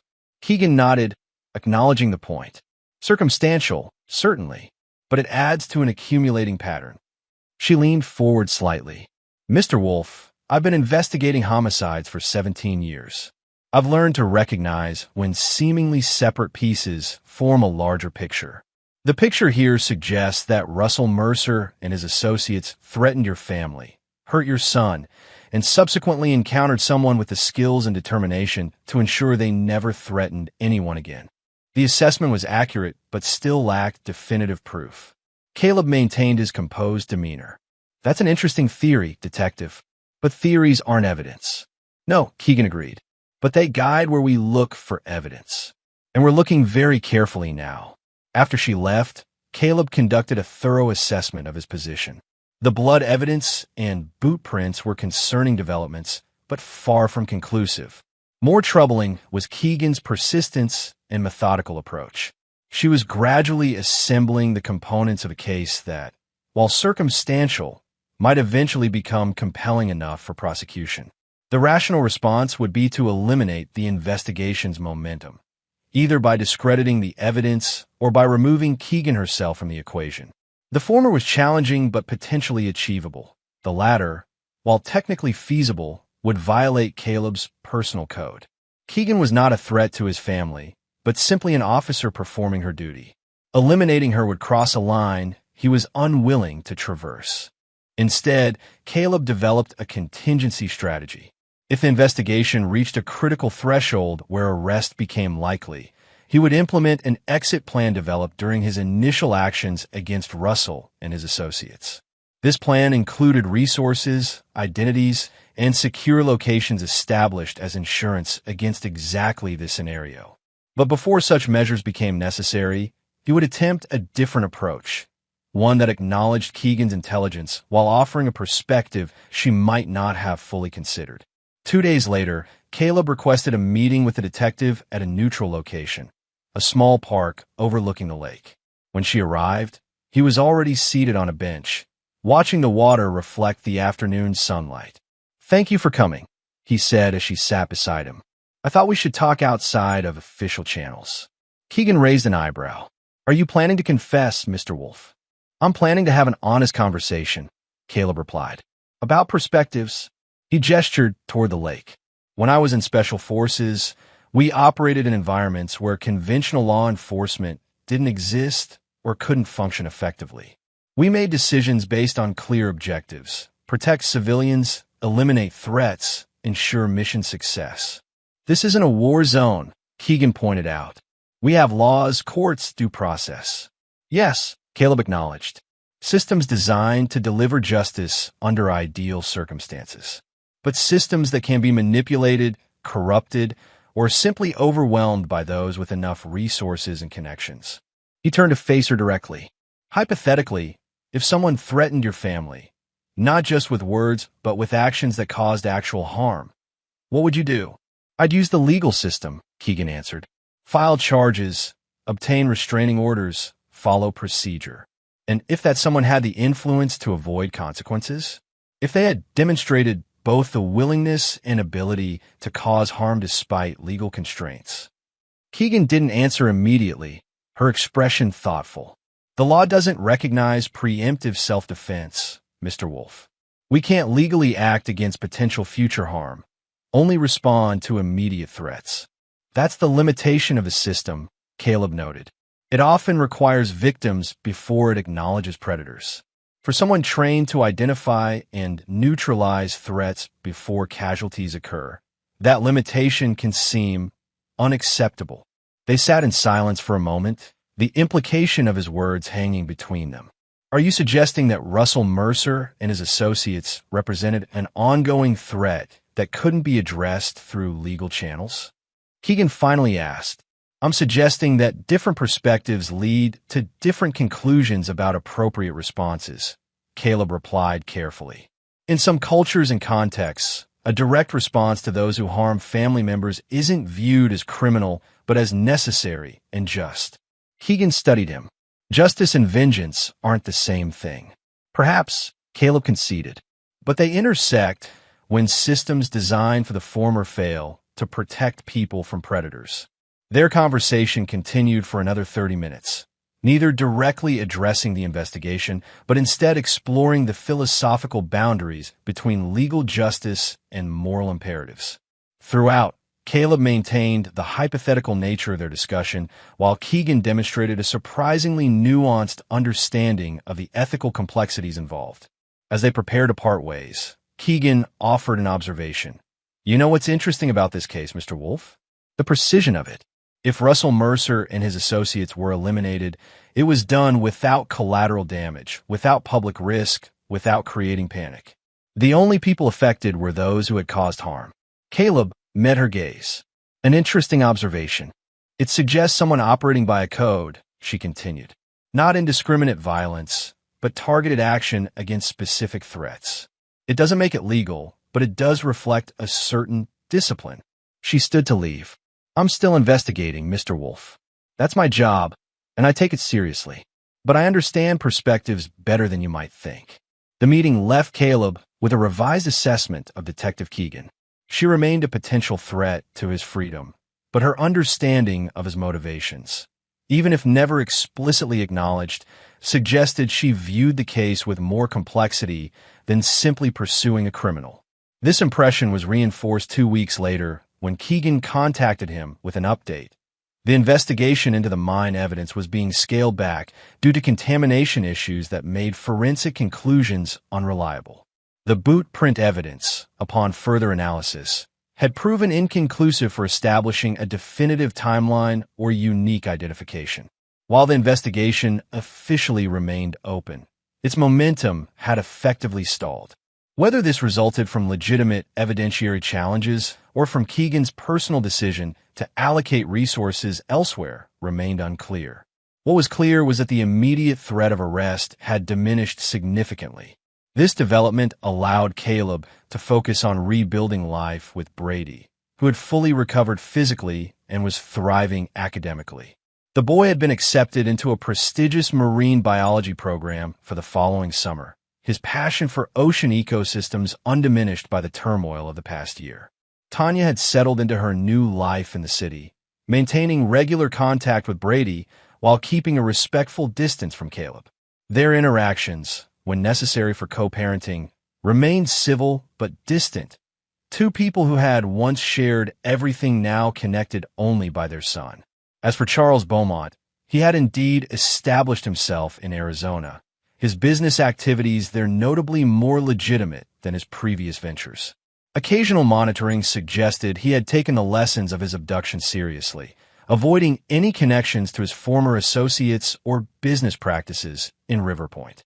Life had reached a new equilibrium, one that Caleb found surprisingly satisfying. The property that had been the focus of so much conflict remained in his possession, its value now enhanced by the collapse of a development project that would have transformed the lakefront into a commercial zone. More importantly, Brady was safe and thriving. The threat to his well-being had been eliminated. The consequences for those responsible delivered with the precision and finality that had characterized Caleb's military operations.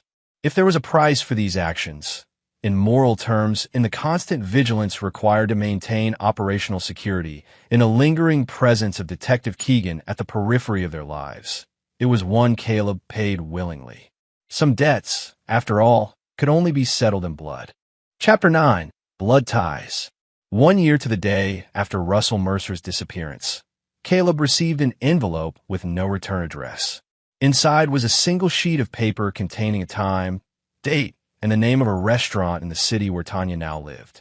No signature, no explanation, just those simple details. Caleb considered the possibilities. It could be from Tanya, though the lack of identification seemed unnecessary. It might be from Detective Keegan, whose investigation had gone dormant but never officially closed.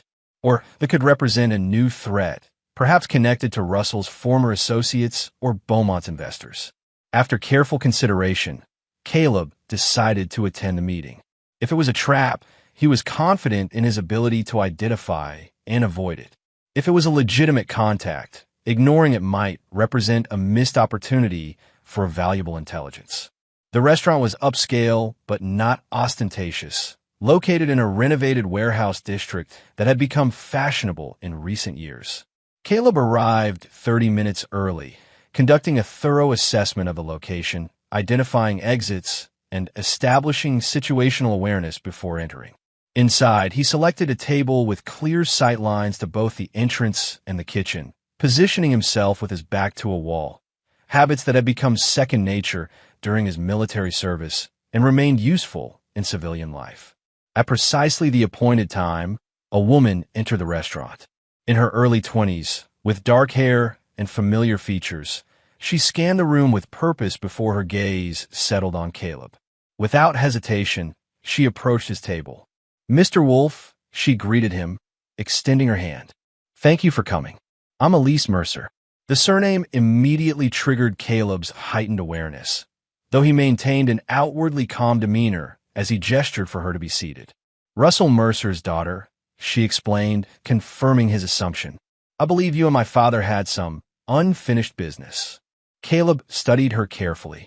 The physical resemblance to Russell was subtle but present, something in the set of her eyes and the line of her jaw. Her manner was composed, her gaze direct and evaluative.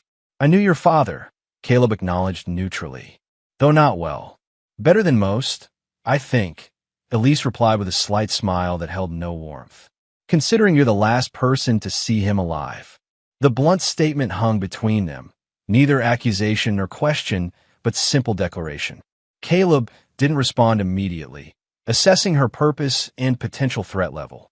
"That's an interesting assumption," he finally said. "Your father disappeared a year ago. Many people might have seen him since then." Elise shook her head slightly. "Let's not play games, Mr. Wolf. I've spent the past year investigating my father's disappearance. More thoroughly than the police, I might add. I know about his affair with your wife. I know about his business dealings with Charles Beaumont. I know about what happened to your son." She paused, her gaze unwavering. "And I know my father and his associates visited your home the day they vanished." Caleb maintained his composed expression while recalculating risk assessments. Elise Mercer represented a potential threat, but her approach, direct confrontation in a public setting, suggested her intentions might not be hostile. "Why are we having this conversation?" he asked directly. "Closure," Elise replied. "And information." She leaned forward slightly. "My father wasn't a good man, Mr. Wolf. I've known that since I was 12 years old, and found financial records that showed how he drove my mother's family business into bankruptcy while diverting assets to his own accounts. I've spent most of my life watching him manipulate, threaten, and destroy people who got in his way." This was unexpected. Caleb had anticipated resentment or accusations, not this cold assessment of Russell's character from his own daughter. "If you're aware of his nature, what information are you seeking?" Caleb asked. "Confirmation," Elise said simply. "I need to know for certain that he's gone, not somewhere planning his return or rebuilding his operations, but genuinely gone." The request was reasonable but potentially incriminating. Caleb chose his words with precision. "What makes you think I could provide that confirmation?" "Because you're the only person who had both the motive and the capability to ensure Russell Mercer never threatened anyone again," Elise stated matter-of-factly. "I've researched your background, Mr. Wolf, your military service, your specialized training, your record in combat operations." She held his gaze steadily. "My father hurt your son. In my experience, That would be unforgivable to someone with your background.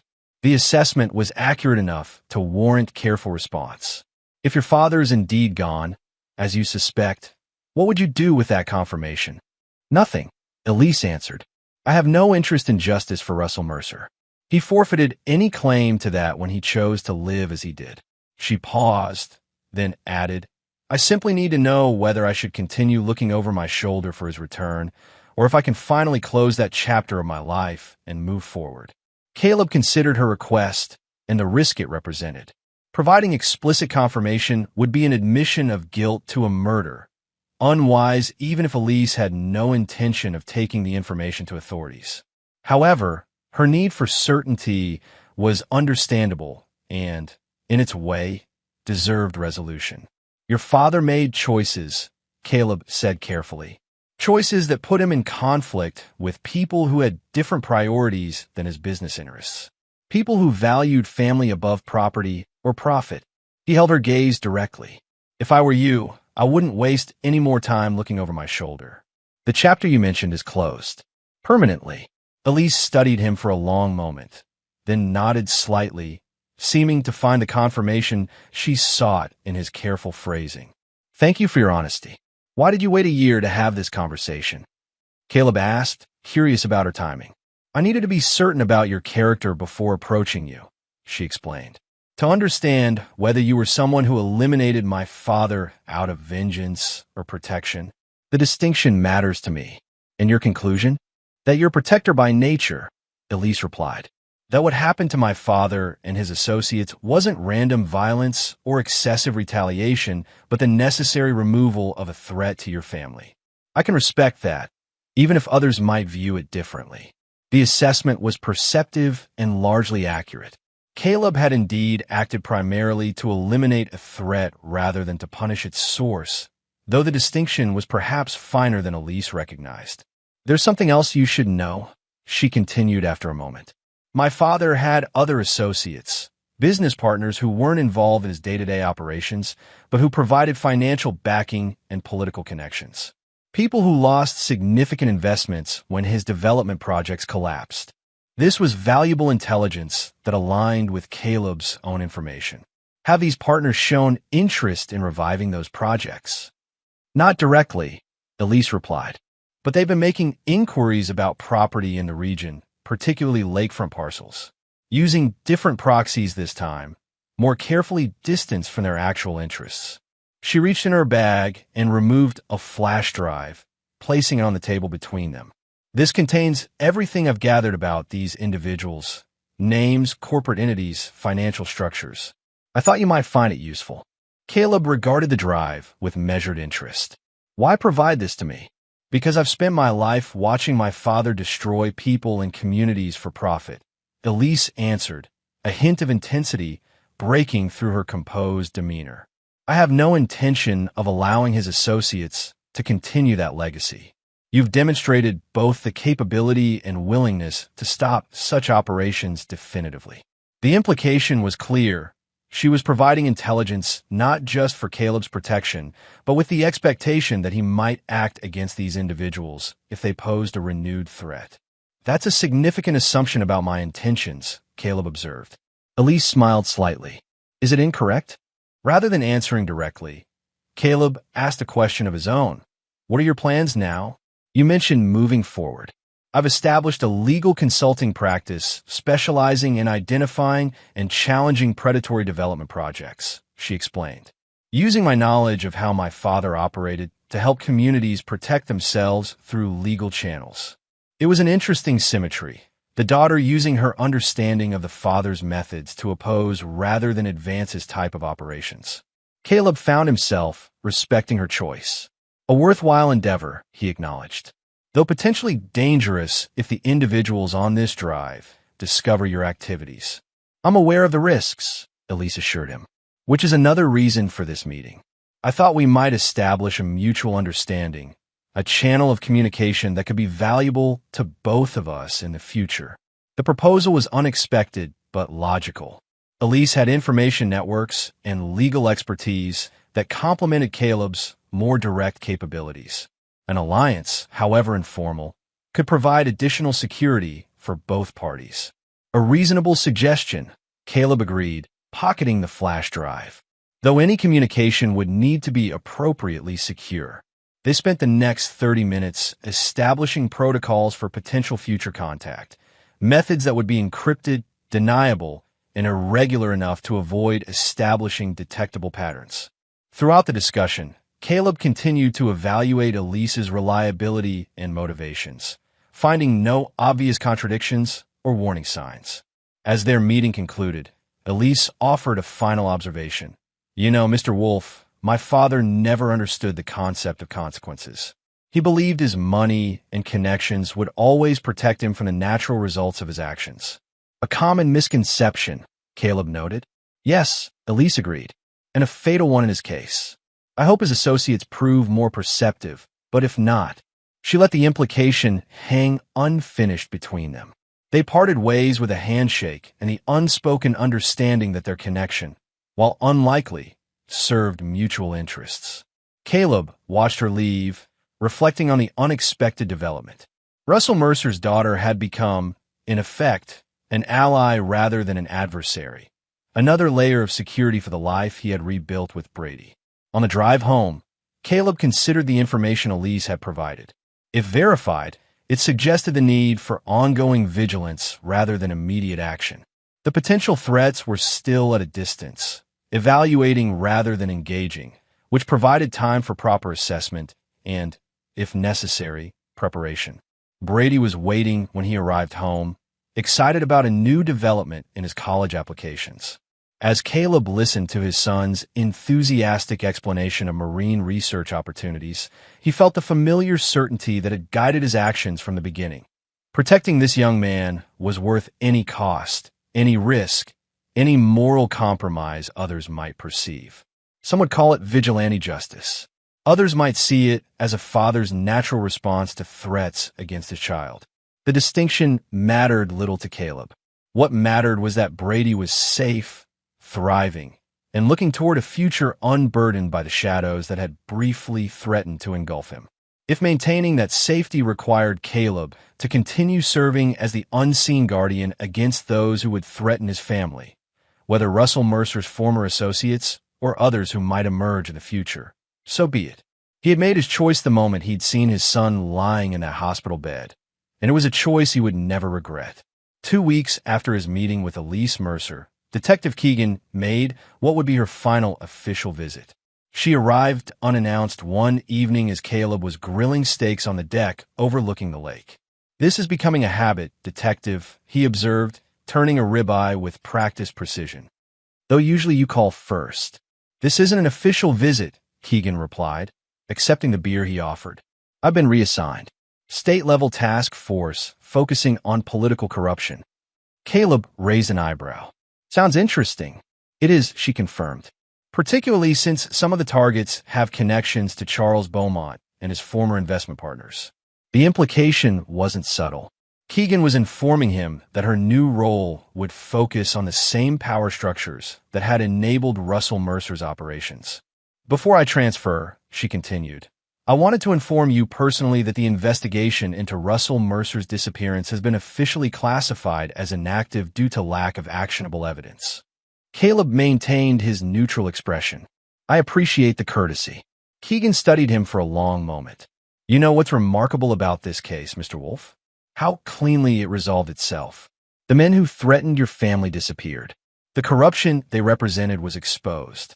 Your son recovered fully, and not a single innocent person was harmed in the process. A fortunate outcome," Caleb acknowledged carefully. "Fortune seldom works with such precision," Keegan observed. "In my experience, when something appears this clean, it suggests exceptional planning and execution." She finished her beer and set the bottle down. "I never found enough evidence to build a case against you, Mr. Wolf. And to be entirely honest, I'm not entirely sure I wanted to." The admission was unexpected. Caleb regarded her with new interest. "That's an unusual perspective for a detective." "Sometimes the system works," Keegan said, "and sometimes it doesn't. Sometimes justice requires alternative approaches." She straightened, her professional demeanor returning. I hope we don't meet again professionally, Mr. Wolf. Take care of your son. As she turned to leave, Caleb asked, would you have made the arrest if you'd found the evidence? Keegan paused, considering the question seriously. I would have done my duty, she finally answered, but I wouldn't have been happy about it. After she departed, Caleb reflected on their exchange while finishing the steaks. Detective Keegan had essentially acknowledged what she believed he had done while simultaneously closing the door on any further investigation. It was, in its way, her own form of justice, recognizing that some predators existed beyond the reach of conventional law enforcement and required different methods of neutralization. Brady joined him on the deck, setting plates and utensils on the outdoor table. At 17, he had grown another 2 inches, his frame filling out with the lean muscle of adolescence. More striking was the confidence in his bearing, the absence of the shadows that had briefly clouded his eyes after the incident with Travis. Who was that? He asked, having glimpsed Keegan's departure from his bedroom window. Detective Keegan, Caleb replied, saying goodbye. She's been reassigned. Brady nodded, absorbing this information. So the case is closed? Inactive, Caleb corrected, but effectively yes. A small smile touched Brady's lips. Good. That means we can finally move forward without looking back. They ate dinner as the sun set over the lake, discussing Brady's upcoming college visits and his summer research program. Ordinary conversation between father and son, unmarked by the extraordinary events that had nearly derailed their lives a year earlier. Later that evening, as Brady worked on homework, Caleb retreated to his office to review the information Elise Mercer had provided. The flash drive contained meticulously organized data on the financial backers behind Russell's operations. Names, corporate structures, investment patterns, and personal vulnerabilities. It was professional quality intelligence, suggesting Elise had inherited her father's attention to detail, if not his moral bankruptcy. Of particular interest were documents linking several of these individuals to new property acquisitions in the region through elaborate shell companies. These purchases formed a pattern similar to Russell's earlier activities, strategic properties that, collectively, could support another development project once certain regulatory hurdles were cleared. Caleb studied these materials with clinical detachment, assessing potential threats rather than immediate actions. The investors were being cautious, maintaining multiple layers of separation between themselves and their activities. They had learned from Russell's mistakes, or at least believed they had. For now, they represented a situation to monitor rather than a direct threat requiring elimination. Caleb established a surveillance protocol, utilizing both digital tools and human intelligence from contacts in local government and business. If these individuals crossed the threshold from business operations to personal threats, he would be prepared to respond accordingly. 3 weeks later, Caleb received an unexpected visitor. Tanya arrived on a Sunday afternoon, looking uncomfortable but determined as she stood on the porch of the home they had once shared. I need to talk to you, she said when he opened the door. About Brady's graduation. Caleb stepped aside to let her enter, noting that she hesitated before crossing the threshold. The house had become foreign territory to her, a place where she was now an outsider despite having lived there for nearly 2 decades. Brady's at the library, he informed her, leading the way to the kitchen. He won't be back for a few hours. That's probably better, Tanya acknowledged, declining his offer of coffee. What I have to say is for you anyway. She sat at the kitchen table, hands clasped tightly together. I've met someone, she announced without preamble. His name is Dennis. He's an architect I met through work. We're getting married next month. Caleb absorbed this information without visible reaction. Congratulations. Thank you, Tanya replied, seeming surprised by his neutral response. He's a good man. Nothing like. She trailed off, unwilling to speak Russell's name in this house. Why are you telling me this? Caleb asked directly. Our divorce is final. Your personal life is your business. Tanya met his gaze for the first time since entering. Because Dennis has accepted a position with a firm in Seattle. We'll be moving after the wedding, and I wanted to discuss how that affects my relationship with Brady. The distance would certainly complicate the co-parenting arrangements they had established, though Brady would be leaving for college soon regardless. Still, this represented a significant change in Tanya's involvement in their son's life. Brady will be disappointed, Caleb observed. I know, Tanya acknowledged, regret visible in her expression. But I need a fresh start, Caleb. Somewhere without all these memories, without the constant reminders. The unspoken truth hung between them. Reminders not just of their failed marriage, but of what had happened afterward. The men who had disappeared. The questions that remained officially unanswered, but that Tanya, better than most, could guess at. Brady will understand, Caleb finally said. He's more perceptive than either of us sometimes realize. Tanya nodded, relief evident in the slight relaxation of her shoulders. There's one more thing, she added after a moment. I wanted to apologize. Not just for the affair, but for not protecting Brady that day. For not taking him directly to the hospital. For prioritizing Russell over our son. It was the first time she had acknowledged this failure so directly. Caleb studied her, seeing genuine remorse, but also the self-interest that had always been a fundamental part of her character. Some mistakes can't be undone, he replied evenly. Some betrayals can't be forgiven. Tanya flinched slightly at his bluntness. I know. I don't expect forgiveness. I just needed to say it before I leave. She stood to depart, hesitating at the door. What you did after? For Brady. I want you to know I understand why. Caleb neither confirmed nor denied her implicit reference to his actions against Russell and his associates. Everything I do is for Brady. I know, Tanya said softly. That's always been the difference between us. After she left, Caleb reflected on her visit and what it represented. Tanya's departure to Seattle with her new husband would create additional distance between her and the events in River Point. Her silence about what she knew or suspected would be further secured by her new life and relationship. It was, from a tactical perspective, an advantageous development. On a personal level, Caleb felt nothing beyond mild satisfaction that this chapter was closing completely. Whatever love he had once felt for Tanya had died long before he had taken action against Russell Mercer. Her betrayal, not just the affair, but the willingness to endanger their son for her own interests, had severed any emotional connection that might have warranted forgiveness. Some acts, once committed, changed the fundamental nature of relationships. Some lines, once crossed, couldn't be uncrossed. Caleb's capacity for forgiveness, never his most prominent quality, had distinct boundaries. Family safety was the most inviolable of those boundaries. Brady's graduation came in early June, a perfect late spring day with clear skies and mild temperatures. Caleb watched with quiet pride as his son accepted his diploma, graduating with honors and a full scholarship to the marine biology program of his choice. Tanya attended with her fiancé, maintaining appropriate distance from Caleb while focusing her attention on Brady.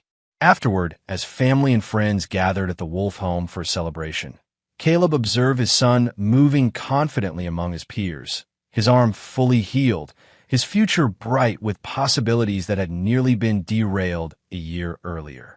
Detective Keegan made a brief appearance, offering congratulations to Brady before exchanging a meaningful glance with Caleb, acknowledgement between two people who understood each other's code despite their different perspectives on its application. As the party wound down, Brady found Caleb standing alone on the deck, watching the sunset reflect across the lake. Thanks, Dad, he said simply, joining him at the railing. For everything. The words carried weight beyond the typical graduation gratitude. Both knew what everything encompassed, not just the conventional support of father for his son, but the extraordinary measures Caleb had taken to ensure Brady's safety and future. You never have to thank me for that, Caleb replied, resting a hand briefly on his son's shoulder. It's what fathers do. Brady smiled slightly. Not all fathers. No, Caleb acknowledged. Not all. They stood in comfortable silence as the last light faded from the sky, the first stars appearing over the water. The home that Russell Mercer and Charles Beaumont had coveted for their development project remained a sanctuary, the land uncompromised by their ambitions. In the months and years that followed, Caleb maintained his security consulting business while keeping a watchful eye on the activities Elise Mercer had identified. The investors behind Russell occasionally tested the waters with property acquisitions or political contributions, but their operations remained distant and cautious, aware, perhaps, that aggressive moves might trigger responses they weren't prepared to face. Brady thrived in college, his occasional visits home bringing life and energy to the house that Caleb otherwise inhabited alone. During one such visit, 3 years after graduation, Brady broached a subject they had tacitly avoided in direct conversation. "I met Russell Mercer's daughter," he said as they worked on Caleb's boat, preparing it for the summer season. "Elise. She gave a lecture on predatory development practices at our environmental law symposium." Caleb continued sanding a rail, his expression neutral. "Interesting. What did you think of her?" "She's smart. Intense," Brady replied, watching his father carefully. "She mentioned meeting you once." "We had a conversation," Caleb confirmed. Brady nodded, processing this information. After a moment, he asked, "The men who hurt me, Russell, Travis, the others, they're never coming back, are they?" It was the most direct question his son had ever asked about the events of that day and their aftermath. Caleb set down his sandpaper and met Brady's gaze directly. "No," he said simply. "They're never coming back." Brady held his father's gaze, understanding the confirmation contained in those few words. "Good," he said quietly. "They made their choice." "Yes," Caleb agreed. "They did." No further discussion was necessary. The bond between father and son included an understanding that some actions, while outside conventional morality, were necessary and justified when family was threatened. Not legal, perhaps, but right in a more fundamental sense that predated legal systems. The primal imperative to protect one's offspring at any cost. Tanya remained in Seattle with her new husband, maintaining occasional contact with Brady, but never returning to River Point. Detective Keegan's corruption task force eventually led to indictments against several of Beaumont's former political allies, though Beaumont himself remained in Arizona, rebuilding his life with a caution born of hard experience. Elise Mercer continued her work opposing predatory development, occasionally sharing information with Caleb when her investigations revealed potential concerns in the River Point region. Their unlikely alliance served mutual interests. Her need to prevent others from following her father's path, and Caleb's determination to protect what he valued from those who would threaten it.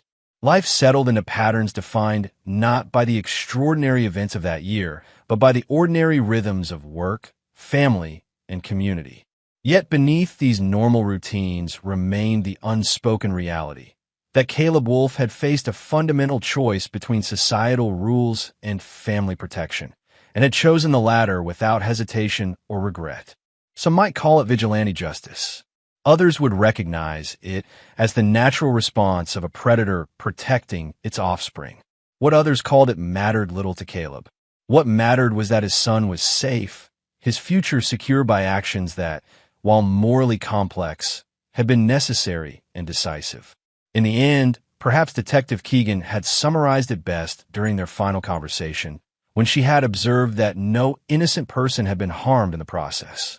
The men who had entered Caleb's home that day had made their choice, crossing a boundary they shouldn't have crossed, threatening what they shouldn't have threatened. For men had entered. None had left alive. And Caleb Wolfe, former Delta Force operator and forever vigilant father, will make the same choice again without hesitation if anyone else ever dared to threaten his family. And there you have it. Another story comes to an end. What did you think? I'd love to hear your thoughts in the comments below. If you enjoy this story, consider joining our community by subscribing. It means the world to us. For more stories like this one, check out the recommended videos on screen. And I'll see you there.